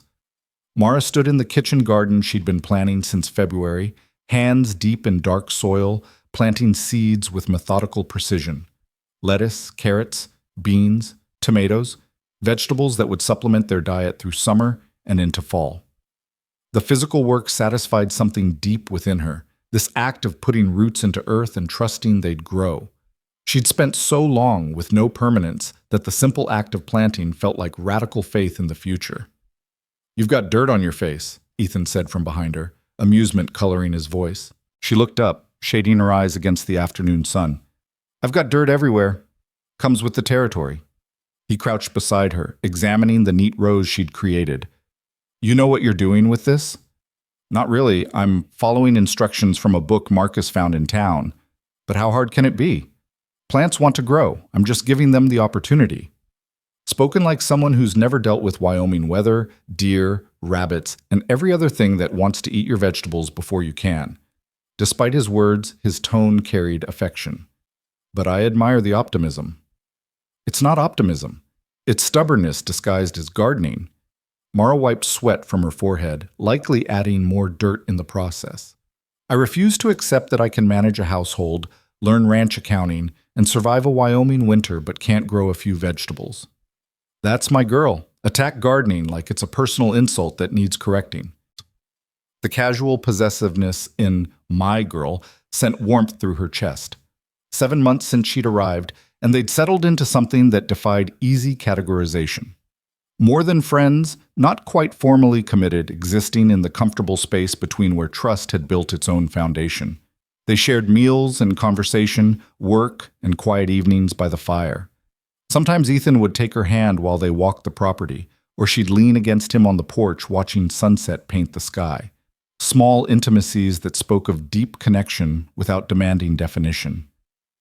The town had eventually tired of speculating about them, moving on to fresher scandals. Mrs. Thornton had made one more attempt to rescue Mara in February, bringing the circuit preacher to lecture about sin and propriety. Mara had listened politely, offered them coffee, and then firmly declined salvation from circumstances she didn't consider damning. After that, Clearwater had largely left them alone, still disapproving, but no longer actively interfering. "The fence in the east pasture needs mending," Ethan said, settling onto the ground beside her garden plot. "I was thinking you might want to ride out with me tomorrow, see more of the ranch beyond what's visible from the house." "I'd like that." Mara had been learning to ride over the winter, practicing on Duchess under Ethan's patient instruction. She wasn't confident yet, but she could manage basic riding without embarrassing herself. "What time?" "Early, before the day gets too hot." He picked up a seed packet she'd set aside, studying the illustration of perfect tomatoes. "You planning to can these if they grow?" "If they grow, I'm planning to can everything we can eat fresh, build up supplies for next winter." She met his eyes. "I'm planning ahead, Ethan, making decisions like I'll be here to see them through. Is that all right?" His expression softened into something tender. "More than all right. I want you planning ahead, want you thinking about next winter and the one after that. Want you putting down roots as deep as these vegetables. Even though it complicates everything? Even though people talk? Especially because of that. I'm tired of living like my future ended 6 years ago. You've shown me there's still life worth living, things worth building toward." He reached out to tuck a strand of hair behind her ear, his touch gentle. "I want you here, Mara. Not as hired help or obligation, as the person who makes this place home." The declaration hung between them, weighted with meaning. Mara's heart raced, feeling the ground shift beneath her in ways that had nothing to do with gardening. "What are you saying?" "I'm saying what we both know but haven't spoken out loud. That this stopped being temporary somewhere around the time you told Margaret Thornton where she could put her respectable position. That you're not working for room and board anymore. You're building a life here. Our life, together." "Our life?" Mara repeated softly, testing the words. "That sounds permanent." "It can be, if you want it to be." Ethan's blue eyes searched her face. "I'm not offering charity or rescue. I'm offering partnership, equal stake in this ranch, in this future. You've earned it 10 times over through the work you've put in and the changes you've made. But more than that, I want it because I can't imagine doing any of this without you anymore." Tears pricked Mara's eyes, emotion welling up faster than she could contain it. This was what she'd wanted without daring to hope for it. Not just security or survival, but belonging. True belonging, freely chosen by both parties, based on mutual respect, and something deeper that had grown between them like the seed she was planting. "I want it too," she said, voice thick. "I want to stay. Not because I have nowhere else to go, but because this is where I choose to be. With you, building something that matters." Ethan pulled her close, heedless of the dirt covering them both, and kissed her with the kind of certainty that comes from months of careful foundation laid brick by brick. When they broke apart, both were smiling through tears neither bothered to hide. "So we're doing this," he said, "making it official. You're not hired help, not a guest. You're my partner in every way that counts." "Does that mean I get a say in ranch decisions? Because I have opinions about that fence in the south pasture that keeps falling down." He laughed, the sound rich and free. "You've had a say in ranch decisions since October. I just wasn't calling it partnership yet. Well, now you are, so prepare yourself for all my opinions. I've been living with your opinions for months, woman. I think I can handle them." He stood, pulling her to her feet. Come on, leave the gardening for now. There's something I want to show you. Curious, Mara followed him into the house and up the stairs to the second floor. He led her to the room at the end of the hall. His room. The space she'd respected the boundaries of for 7 months. Now he opened the door wide and gestured her inside. The room was simpler than she'd imagined, furnished with sturdy practicality rather than decoration. A large bed covered in a quilt, a dresser with the photograph of Sarah and Emma still in its place of honor, a chair by the window overlooking the eastern pastures. But what caught her attention was the second dresser that hadn't been there before, positioned opposite the first, empty and waiting. I know we're not married, Ethan said quietly, and I know that matters to some people, but I want you here, in this room, sharing this space, not tucked away in the bunkhouse like you're temporary. You're not temporary, Mara. You're permanent. So if you're comfortable with it, if it doesn't push too fast or assume too much, I'd like you to move your things in here. Make this room ours instead of just mine. Mara walked to the window, looking out over the land they'd worked together through winter and into spring. She thought about the girl she'd been 7 months ago, starving, desperate, willing to trade labor for scraps just to survive another day. That girl would never have imagined standing in a rancher's bedroom being offered not just shelter, but home. Not just survival, but partnership. Not just existence, but a future worth planning for. People will really talk then, she said, though her tone carried no real concern. Let them. We've survived their talk this long. We can survive more of it. The preacher might show up again. I'll tell him we're planning to marry when the circuit judge comes through in June. That should satisfy the propriety police. Ethan moved to stand behind her, his hands gentle on her shoulders. Unless you don't want to marry me, in which case I'll tell him to mind his own business and leave us alone. Mara turned in his arms, looking up into his face. Is that a proposal? It's a poorly executed one, apparently. I'm out of practice. He smiled ruefully. But yes, I'm asking you to marry me, Mara Quinn, not because society demands it or because it solves the gossip problem, because I love you, because you've given me reasons to care about tomorrow again, because I want to spend the rest of my life building this ranch with you, growing old with you, facing whatever comes with you at my side. You love me. She said it with wonder, as if testing the reality of the words. I love you. Have for months, probably. Just took me a while to admit it to myself. His thumbs traced circles on her shoulders. I know it's complicated. I know I come with ghosts and grief that won't ever fully disappear. If that's too much, it's not too much. Mara placed her hand over his heart, feeling its steady rhythm. I love you too, and I'm not afraid of your ghosts. They're part of who you are, part of what made you into the man who gave a starving girl a chance when he didn't have to. I'm not competing with Sarah's memory. I'm grateful for what she taught you about love and loss and the courage it takes to risk your heart again. She would have liked you, Ethan said softly, would have appreciated your backbone and your refusal to accept less than you deserve. I hope so, because I plan to love you for the rest of my life, and I'd like to think she'd approve of me taking care of what she had to leave behind. He kissed her then, deep and thorough, sealing the promise they'd just made to each other. When they broke apart, both were breathless and grinning like fools. So is that a yes to marriage? Ethan asked. Because I'd like to be clear before I start telling Marcus to prepare for a wedding. Yes. It's a yes to all of it. Marriage, partnership, moving into this room, building a future together.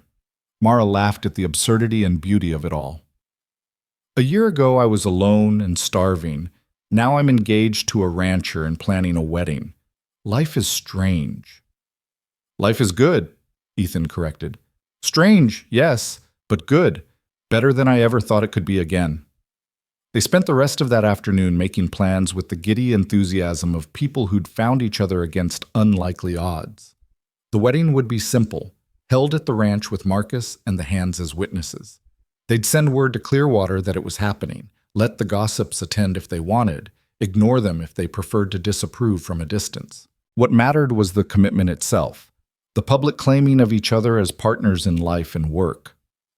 I don't need a fancy dress, Mara said as they sat together on the porch, watching sunset paint the sky in shades of orange and pink. Just something clean and pretty. Maybe Alice at the general store has something suitable. We'll go to town together tomorrow and find you the nicest dress available. And if Alice doesn't have anything good enough, we'll send to Cheyenne for one. Ethan's arm was around her shoulders, holding her close. You're only getting married once. It should be special. It'll be special because it's us, because it's real and earned and built on something solid. She leaned into his warmth. But I won't say no to a pretty dress. Marcus took the news with knowing satisfaction when they told him that evening. About time you two made it official. I've been watching you dance around each other for months, wondering when you'd finally admit what was obvious to everyone else. We weren't dancing, Ethan protested. We were being cautious. There's a difference. You were being stubborn is what you were being, but at least you got there eventually. Marcus clapped Ethan on the shoulder. Congratulations, boss. She's good for you. Makes you remember you're human instead of just a work machine. She makes me remember a lot of things I'd forgotten, Ethan agreed, his eyes finding Mara across the room. Most importantly, that life's worth living even after loss, that there's still good to be found if you're brave enough to reach for it. The wedding preparations took on a life of their own over the next weeks. Word spread through Clearwater that Ethan Cole was finally marrying the girl from his ranch, and opinions were divided. Some saw it as validation that their relationship had been respectable all along. Others viewed it as capitulation to social pressure, proof that the gossip had hit its mark. A few genuinely wished them well, recognizing love when they saw it, regardless of how unconventionally it had developed. Mrs. Thornton sent a stiff note congratulating them on finally doing the right thing and offering the church for the ceremony. Mara politely declined, explaining they preferred to marry on the ranch that had brought them together. The response was icy silence, which suited Mara perfectly. Alice at the general store proved surprisingly helpful, pulling out a dress she'd been saving for someone special, cream-colored cotton with delicate lace at the collar and cuffs, simple but elegant. It fit Mara almost perfectly with minor alterations, and when she looked at herself in the small mirror, she saw not the starving orphan of 7 months ago, but a woman ready to claim her future with both hands. You look beautiful, Alice said warmly. The older woman had been one of the few in town to treat Mara with consistent kindness despite the gossip. Ethan's a lucky man. I'm the lucky one, Mara corrected. He gave me a chance when no one else would. Everything I have now stems from that choice. From what I hear, you earned everything you have through hard work and determination. That's not luck. That's character. Alice wrapped the dress carefully in brown paper.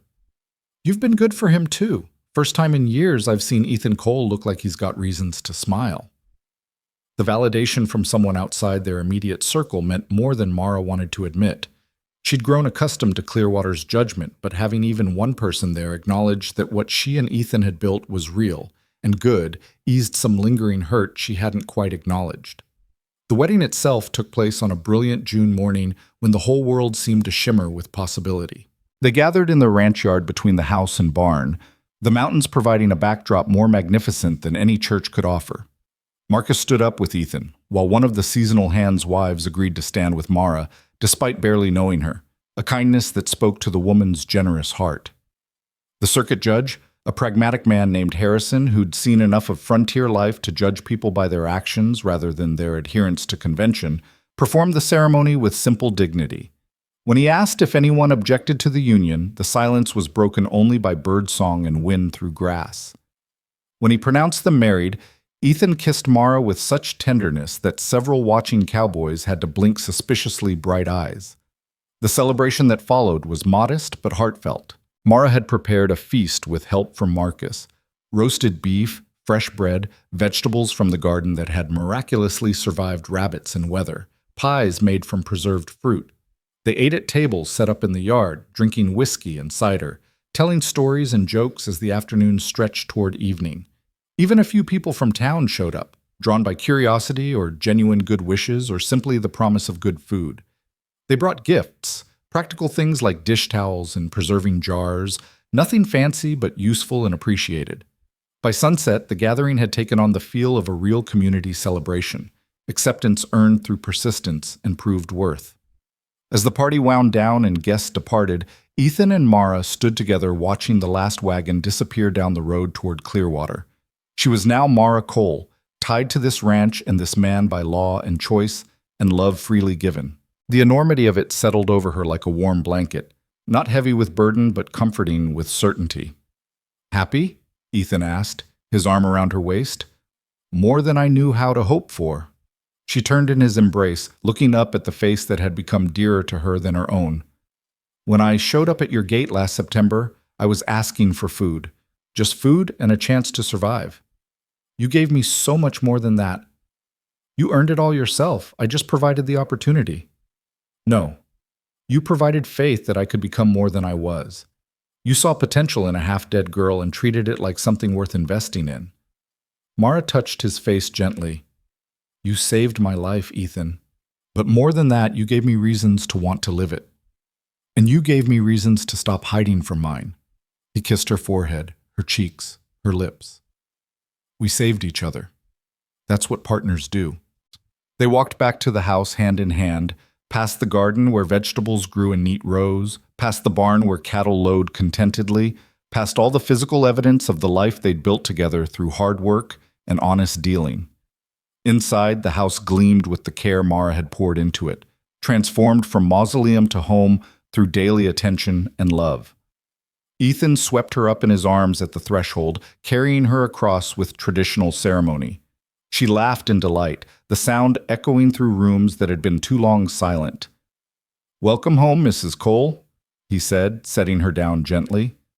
I've been home for months, she corrected. This just makes it official. They climbed the stairs together to the room they now shared, where her things had mingled with his in daily evidence of partnership. The photograph of Sarah and Emma remained in its place of honor, but beside it now sat one from their wedding, Ethan and Mara standing together against the Wyoming sky, his arm around her shoulders, both wearing expressions of earned happiness. Do you think they'd approve? Mara asked softly, looking at Sarah's smiling face. Your first family? Ethan considered the question seriously. Sarah would be glad I found love again. She always said I gave too much of myself to work and not enough to joy. She'd appreciate that you make me laugh. And Emma would have loved having a mother again, someone to teach her and challenge her and help her grow brave. I wish I could have known them. Part of me wishes that too. But if they were still here, you and I never would have found each other. There's no version of events where I get to keep everyone I love. His voice held old grief, but also acceptance. So I honor their memory by living well, by building something good with you, by not wasting the second chance I've been given. Mara understood the weight of that choice, to move forward without forgetting, to love again without erasing what came before, to build new joy on the foundation of old sorrow. It was the work of healing, messy and imperfect, but ultimately redemptive. Then we'll live well, she promised. We'll build something so good they'd be proud of it, and we'll remember that every bit of happiness we find is possible because they loved you first and taught you how to love. They held each other in the lamplight, two survivors who'd found their way to each other through desperate bargains and hard winters, through gossip and judgment and the slow building of trust. Outside, Wyoming night settled over the ranch with its vast sky and endless stars. Inside, Ethan and Mara Cole began the first night of their married life with the certainty that what they'd built together could weather any storm. The next morning arrived with the casual beauty of early summer, clear skies, warm sun, everything green and growing. Mara woke in Ethan's arms, feeling a contentment so complete it was almost frightening. She'd learned not to trust good things, having lost too many of them too quickly. But this felt different, solid, real, built on a foundation strong enough to last. What are you thinking? Ethan asked, his voice rough with sleep. That I'm happy, and that it scares me how much I have to lose now. Welcome to love. It's terrifying and wonderful in equal measure. He pulled her closer. But we face it together. That's what marriage means. You don't carry your fears alone anymore. You share them with someone who's committed to helping you carry them. I can do that? Share things. Let you help carry what's heavy. She turned to look at him. As long as you do the same. No more shutting yourself away when grief hits. No more pretending you're fine when you're not. We're partners now. That goes both ways. Deal. He sealed it with a kiss. Now, Mrs. Cole, what do you say we start this marriage by making breakfast together? I'll even let you assign tasks so I don't burn everything." They worked side by side in the kitchen, falling into the rhythm they'd developed over months of shared meals. Ethan handled the coffee while Mara mixed biscuit dough. They moved around each other with the ease of people who'd learned each other's patterns, anticipating needs before they were voiced. When Marcus and the Hands arrived for breakfast, they found the new Mr. and Mrs. Cole laughing over some private joke, the table laden with food, the house feeling more like home than it had in 6 years. "Well," Marcus said, accepting a cup of coffee from Ethan, "marriage looks good on you both, though I suppose it's not that different from how you've been living for months now." "It's exactly the same and completely different," Mara said, unable to fully explain the shift she felt. "All the practical things are the same, but knowing it's permanent, knowing we've chosen this explicitly, it changes everything." "I understand that," Marcus smiled into his coffee. "My wife used to say marriage was like putting down roots. Everything before was just camping, temporary, ready to pack up and move on. But marriage, that's when you commit to the ground beneath your feet, when you say, 'This is where I belong,' and mean it forever." "Your wife sounds wise. Where is she now?" The foreman's expression clouded. "Died in childbirth 15 years back. Her and the baby both. After that, I couldn't stay where we'd been. Too many ghosts. So I moved around until I landed here and found a boss who understood that sometimes you need distance from memories to survive them." Mara and Ethan exchanged glances, understanding passing between them wordlessly. The ranch had become a haven for the grieving, a place where people carrying loss could work through it without judgment or pressure to move on before they were ready. First Ethan fleeing Montana and his family's graves, then Marcus running from memories of a wife and child lost.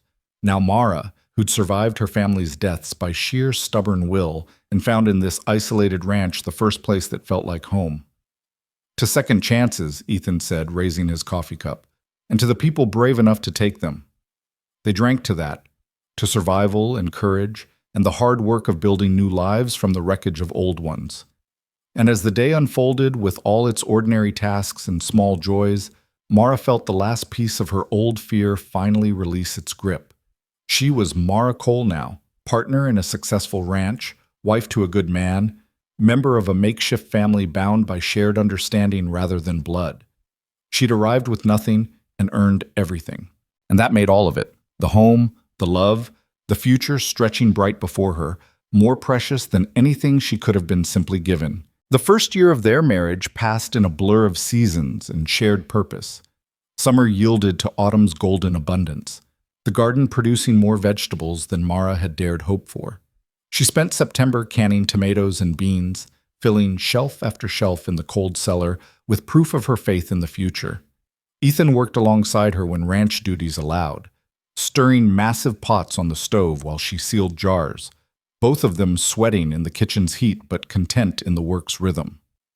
Winter returned with familiar ferocity, but this time Mara faced it as mistress of the household rather than uncertain guest.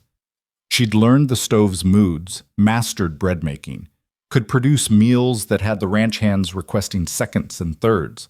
More than that, she'd learned the land itself, which pastures flooded in spring, where the best grazing lay, how to read weather in the way clouds gathered over the mountains. "You've got the instincts for this," Marcus told her one February afternoon as they reviewed the ranch's accounts together. Ethan had been right about her head for numbers. She'd taken over the bookkeeping entirely, finding satisfaction in balancing ledgers and planning expenditures. Most people take years to develop the feel for ranch management. You've got it in months. "I had good teachers and motivation to learn." Mara tallied a column of figures, frowning at the result. "We're spending too much on feed. I think we should expand the hay operation next summer, grow more of our own instead of buying from the Morrison Ranch. That'll mean hiring seasonal help for haying, extra expense up front. But it pays for itself within 2 years based on these numbers, and it makes us more self-sufficient, less vulnerable to price fluctuations or supply problems." She showed him her calculations, projections carefully worked out over the past week. Marcus studied the figures with growing respect. "You're right. I'll mention it to the boss, though I suspect he'll agree with whatever you recommend at this point." "That's because I'm usually right," Mara said with a small smile.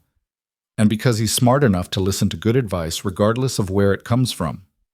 That evening, she presented her findings to Ethan, who listened with the focused attention he gave to matters of ranch business. When she finished, he leaned back in his chair and regarded her with something like awe. A year ago, you didn't know the difference between hay and straw. Now you're proposing operational changes that'll save us hundreds of dollars. He shook his head. You're extraordinary, you know that. I'm practical, there's a difference. No, you're extraordinary. You came here with nothing, learned everything you could, and now you're improving systems that have been in place for years. That's not just practical, that's exceptional. Warmth bloomed in Mara's chest at his praise, but she kept her tone light. Well, someone has to keep this ranch running efficiently while you're out playing cowboy all day. Playing cowboy? Ethan repeated, laughing. I'll remember you said that next time you need help moving furniture or fixing something you can't reach. They fell into the easy banter that characterized their relationship, built on mutual respect and deep affection. The initial awkwardness of newlyweds had long since faded into comfortable partnership. They knew each other's rhythms now, when to push and when to give space, when silence meant contentment versus when it signaled troubled thoughts needing gentle coaxing into words. But as winter melted into spring again and their first anniversary approached, Mara began to feel something stirring that she couldn't quite name. A restlessness, perhaps, though that wasn't quite right. More like an awareness that while they'd built something beautiful together, there was still room for it to grow in ways they hadn't yet explored. The realization crystallized one April morning when she was in town picking up supplies. A young mother passed by pushing a baby carriage, the infant inside cooing happily at the spring sunshine. Mara found herself watching with unexpected longing, imagining what it might feel like to hold her own child, to watch Ethan's face light up at the sound of a baby's laugh. She'd never let herself think about children before. Survival had demanded too much energy to waste on dreams that seemed impossibly distant. But now, with stability and security and a husband who loved her, the dream didn't seem impossible anymore. It seemed within reach, if she was brave enough to want it. That night she brought it up carefully, testing the waters. Ethan, do you ever think about having children? He looked up from the letter he'd been writing, surprise evident on his face. Children? It's just, we've built this ranch into something good, something stable, and I was thinking that maybe, if you wanted, we could think about expanding our family. The words came out more hesitant than she'd intended. But only if you're ready. I know you had Emma, and losing her, I don't want to push if it's too painful. Ethan set down his pen, giving her his full attention. I won't lie and say the thought doesn't scare me. I lost one child already. The idea of risking that kind of loss again. He stopped, working through emotions that flickered across his face. But I also know that Emma would have wanted siblings. Sarah and I had talked about having more children before the fever came. And you'd be an incredible mother, Mara. You really think so? I know so. I've watched you nurture this whole ranch back to life. Watched you take care of everyone and everything around you with patience and dedication. A child would be lucky to have you as their mother. Hope unfurled in Mara's chest, tentative but growing. So you'd want that? You'd want to have a baby with me? I'd want that very much. Ethan moved to sit beside her, taking her hands in his. Not to replace Emma. Nothing could do that. But to create something new. To raise a child together and watch them grow strong and brave like their mother. Tears gathered in Mara's eyes. I'm scared too. I don't know anything about being a mother. What if I'm terrible at it? You won't be. You'll learn, same way you learned everything else. Through determination and refusing to accept failure as an option. He smiled gently. And you won't be doing it alone. We'll figure it out together, just like we've figured out everything else. They talked long into the night, sharing fears and hopes, planning for a future that included small voices and the chaos of children. It was decided without being formally decided. They would welcome a child if one came, would build their family with the same careful intention they'd built everything else. Summer brought news that made that possibility feel more real. Mara realized her monthly courses had stopped, her body changing in subtle ways that spoke of new life taking root. The local doctor, brought out to the ranch for confirmation, pronounced her healthy and approximately 3 months along. The baby would arrive in late autumn when the world turned gold and the harvest came in. Ethan's reaction was everything Mara could have hoped for, joy mingled with protective concern, wonder mixed with determination to ensure she had everything she needed. He hovered more than necessary, tried to limit her work until she firmly informed him that pregnancy wasn't illness and she'd continue managing the household as always, thank you very much. "You're impossible," he said, but his tone carried affection. Most women would appreciate their husbands trying to take care of them. "I appreciate it. I just don't need to be wrapped in cotton wool and treated like I'm fragile." Mara continued kneading bread dough, the physical work satisfying despite the growing swell of her belly. "I'm growing a baby, not dying. There's a difference." Marcus found the whole thing endlessly amusing. "She's got you twisted around her finger, boss. Might as well accept it now and save yourself the trouble of arguing." "I accepted that about 10 minutes after she arrived," Ethan replied. "Doesn't mean I have to like watching her work herself to exhaustion." "I'm standing right here," Mara interjected, "and I can hear every word. Also, I'm not working myself to exhaustion.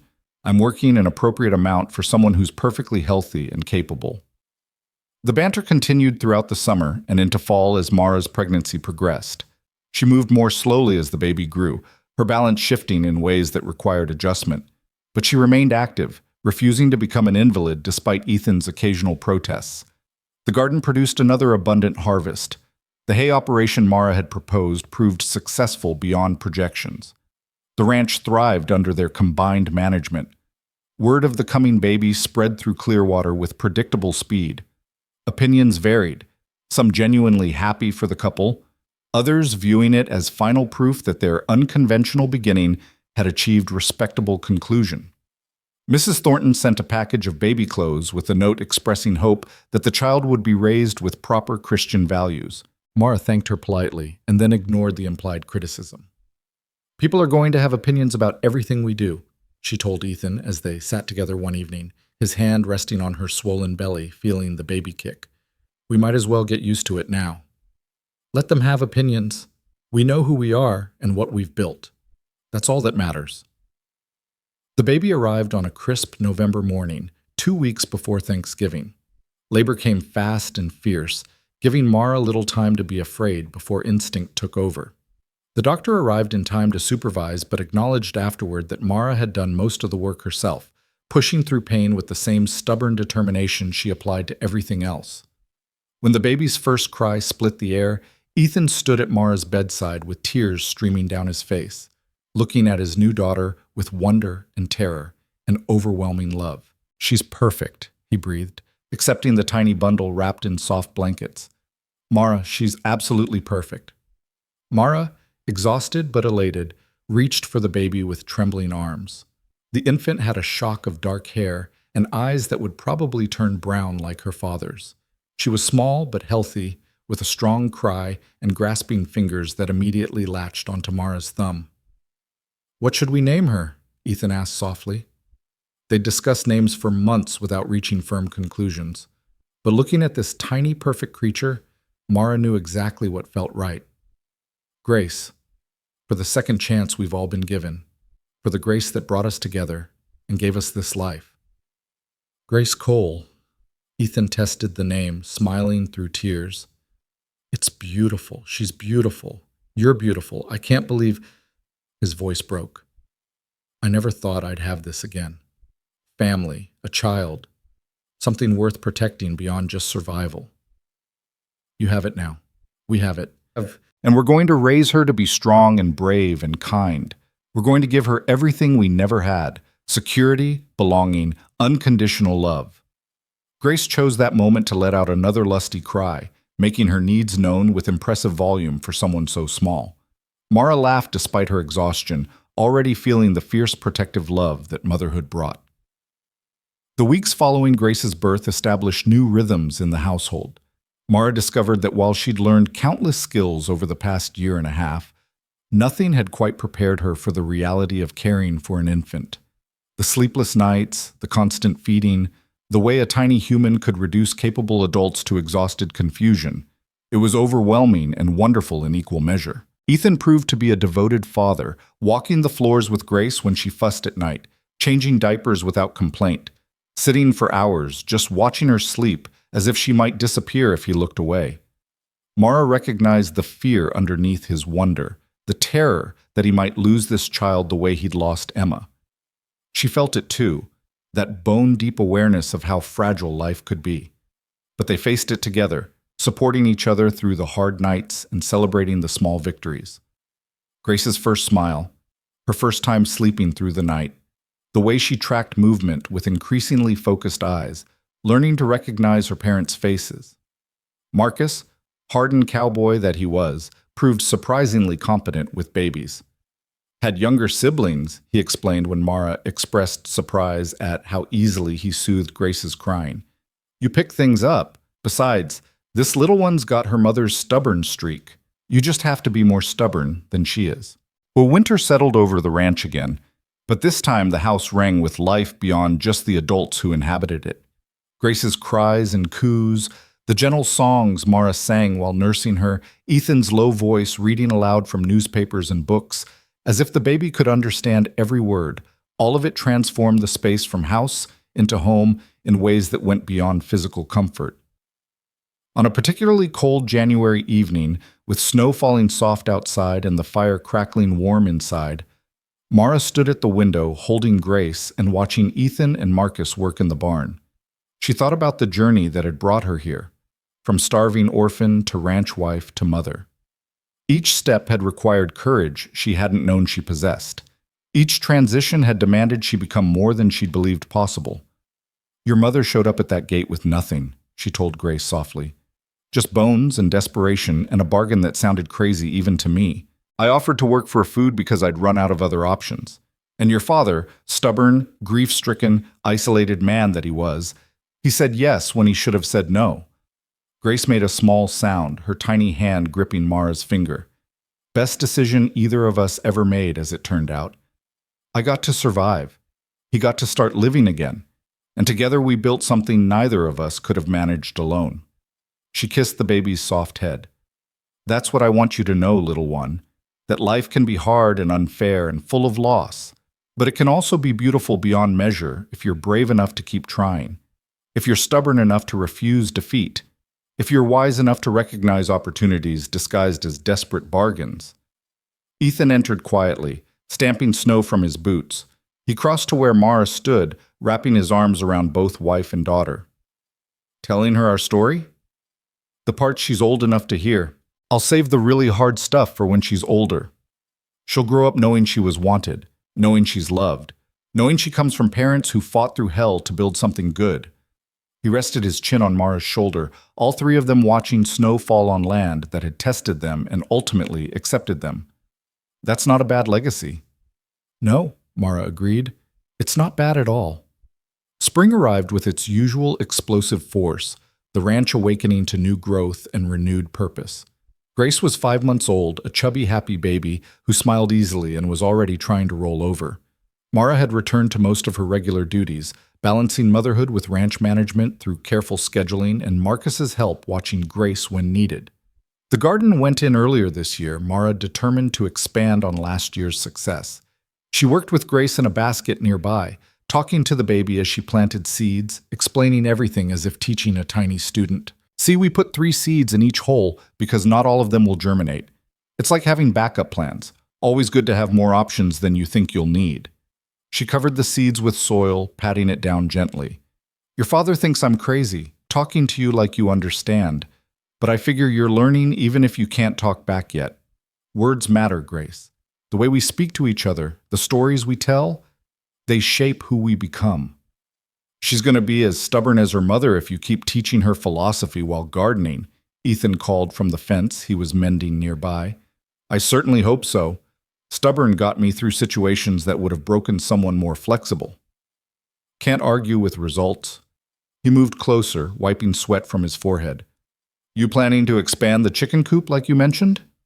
If we're going to keep growing our vegetable operation, we'll need more chickens for eggs and meat. I was thinking we could double the current size, maybe add 20 more hens. Mara stood, brushing dirt from her skirt. It'll mean more work, but it'll pay for itself in what we save not buying eggs in town. More work, she says, like she's not already managing a household, a baby, the ranch books, and enough garden to feed a small army. But Ethan's tone carried pride rather than criticism. You're building an empire here, Mrs. Cole. Just trying to make us as self-sufficient as possible. The more we can produce ourselves, the less vulnerable we are to outside circumstances. It was a lesson learned from hunger, from depending on charity that came with strings attached. Mara never wanted to be that vulnerable again, and she'd structure their whole operation around that principle. As summer progressed, the ranch took on the character of Mara's vision: productive, efficient, diversified beyond just cattle. The expanded garden yielded impressive harvests. The chicken operation produced more eggs than they could use, allowing them to sell the surplus in town. Mara even started experimenting with cheese making, using milk from the few dairy cows they kept for household use. "You're turning us into a proper farm," Marcus observed one day, watching Mara stir a massive pot of milk in the early stages of becoming cheese. "Next thing you'll want sheep for wool." "Don't tempt me. I've been reading about wool production and it's quite profitable if done right." "Sweet mercy, she's serious." Marcus looked at Ethan. "Boss, your wife is going to have us running everything from cattle to sheep to silkworms before she's done." "Silkworms don't do well in Wyoming climate," Mara said primly. "I checked, but there's actually strong market for wool, and sheep do well on land that's too rough for cattle. We've got several hundred acres on the western edge that could support a small flock." Ethan and Marcus exchanged glances, the long-suffering look of men who recognized they'd already lost the argument before it officially began. "Fine," Ethan said. "Research sheep, but we start small. 20 animals maximum until we know what we're doing. 30. We need enough to make it worth the effort. 25. Final offer." "Deal." Mara went back to stirring her cheese with satisfaction. She'd planned to propose 20 anyway. By the time Grace celebrated her first birthday in November, the ranch bore little resemblance to the operation Ethan had been running when Mara arrived. It was larger, more diverse, significantly more profitable. More than that, it felt vital, not just surviving but thriving, constantly evolving to meet new opportunities. The birthday celebration was small but joyful. Just the ranch family and a few friends from town who'd proven themselves genuine over the past 2 years. Grace, dressed in a white smock Mara had sewn herself, demolished a small cake with enthusiastic hands, while the adults watched with laughter and affection. "To think," Marcus said, raising a glass of whiskey and toast, 2 years ago, our boss was a hermit rancher who barely spoke to anyone. Now look at him, married to the most formidable woman in Wyoming, father to a beautiful daughter, running an operation that's the talk of 3 counties. Miracles do happen, apparently. "The miracle was Mara showing up at the gate," Ethan said, his arm around his wife's shoulders. "Everything else just followed from that." "I showed up desperate and starving, offering to work for scraps," Mara corrected. "That's not exactly miraculous." "No, but what you built from that desperation, that's miraculous. You took nothing and made it into everything. That's not luck or chance. That's sheer force of will." Ethan looked at their assembled friends and family. To Mara, who proved that second chances are real if you're brave enough to take them. They drank to that, and to Grace's health, and to the future stretching bright before them. As the party wound down and guests departed, Mara found herself standing on the porch, watching sunset paint the sky in shades of amber and rose. Grace slept in her arms, exhausted from the excitement, her small body warm and trusting. Ethan joined her, wrapping them both in his embrace. "Happy?" "More than I have words for." Mara leaned into his strength, feeling the solid reality of the life they'd built. "Sometimes I still can't quite believe this is real, that I'm not going to wake up back in that mission dormitory or under a wagon somewhere. It's real. You're here. I'm here. Grace is here. This ranch is ours. This life is ours. All of it earned through honest work and refusing to give up." He kissed the top of her head. "You changed everything, you know. Not just for me, but for everyone who works here. You made this place matter again. Made it home." Mara thought about the girl she'd been 2 years ago, hollow-eyed and desperate, willing to trade dignity for survival, convinced she was worth nothing beyond the labor her hands could provide. That girl wouldn't recognize the woman she'd become, confident, capable, surrounded by family and purpose. I changed because you gave me the chance to change, she said softly. Because you looked at someone everyone else saw as worthless and treated me like I might be worth something. That gift, the gift of being seen and valued, that's what transformed everything. We transformed each other. That's what love does when you let it. They stood together watching the day fade into night, the ranch settling into evening quiet around them. In the barn, horses shifted in their stalls. In the pastures, cattle settled down for rest. In the house behind them, the rooms they'd filled with life and laughter waited warm and welcoming. 2 years ago, Mara Quinn had collapsed at a gate with nothing but hunger and desperation driving her forward. She'd made a bargain that should have been temporary. Work for food, survival for labor, nothing more complicated than transaction. But life, as it turned out, was rarely that simple. Desperate bargains had a way of transforming into something richer when given time and care. Work became partnership. Survival became purpose. Transaction became love. Now she was Mara Cole, wife and mother and business partner, standing on land she'd helped make profitable, holding a daughter she'd carried and birthed, wrapped in the arms of a man who'd learned to live again because she'd been brave enough to ask for help. "Tell me again," she said to Ethan. "About the day I showed up." He smiled, knowing this story by heart because they'd told it countless times, to each other, to Grace as she grew, to anyone who asked how they'd found each other. "You looked like death walking, skin and bones, barely able to stand. You said you'd work for nothing but food. No wages, no promises, just a chance to stay. And you said?" "I said yes, even though I shouldn't have, even though it made no practical sense. Something about you, the determination in your eyes, the way you refused to beg, it got under my skin." He tightened his embrace. "Best yes I ever said. Best bargain I ever made." Grace stirred in her sleep, making small sounds of contentment.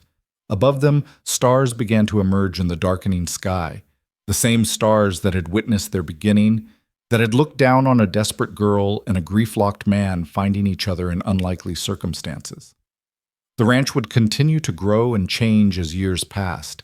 There would be challenges ahead, droughts and hard winters, market fluctuations and all the uncertainties that came with frontier life. There would be more children eventually, more hands to help work the land, more family to gather around the table. But this moment, standing together with their first daughter asleep between them, looking out over land they'd made prosperous through shared vision and complementary strengths. This moment held everything that mattered. Not the perfection of fairy tales, but the hard-won satisfaction of real life, built by real people, refusing to let circumstances defeat them. Mara had arrived asking only for food. She was leaving, though she'd never actually leave this place that had become her anchor, with a family, a purpose, and a legacy she'd helped create from nothing but determination and faith in unlikely possibilities. The hunger that had driven her to Ethan's gate had been satisfied long ago, but the hunger for meaning, for belonging, for a life that mattered beyond mere survival, that hunger had been transformed into something nourishing that fed her soul in ways food never could. She'd worked for her place here, earned every bit of respect and security through honest labor and refusing to accept less than she deserved. But more than that, she'd allowed herself to be loved, and to love in return. She'd let broken things be mended, including herself. She'd proved that desperation could be the beginning of salvation if met with compassion and given room to grow into something beautiful. As they turned to go inside where warmth and supper and the familiar comfort of home waited, Mara sent a silent thank you to the desperate girl who'd made that impossible bargain. Without her courage born of necessity, none of this would exist. "Come on," Ethan said gently. "Let's get Grace to bed and have dinner. Tomorrow we can start planning for next year." "Next year, and all the years after that," Mara agreed. They walked inside together, closing the door on the Wyoming night. And in the warmth of the kitchen, in the soft lamplight, and the smell of bread baking, in the laughter and love that filled every corner of the house they'd built together, the story that had begun with hunger found its truest ending, not in fairy tale perfection, but in the deep satisfaction of lives well lived and futures full of promise. The bargain made at the gate had been paid in full, with interest beyond measure, and what remained was simply this: home, family, and love freely given and gratefully received. Everything else was just details in a story that would be told for generations. about how two broken people found each other and built something whole from the pieces of their shattered pasts.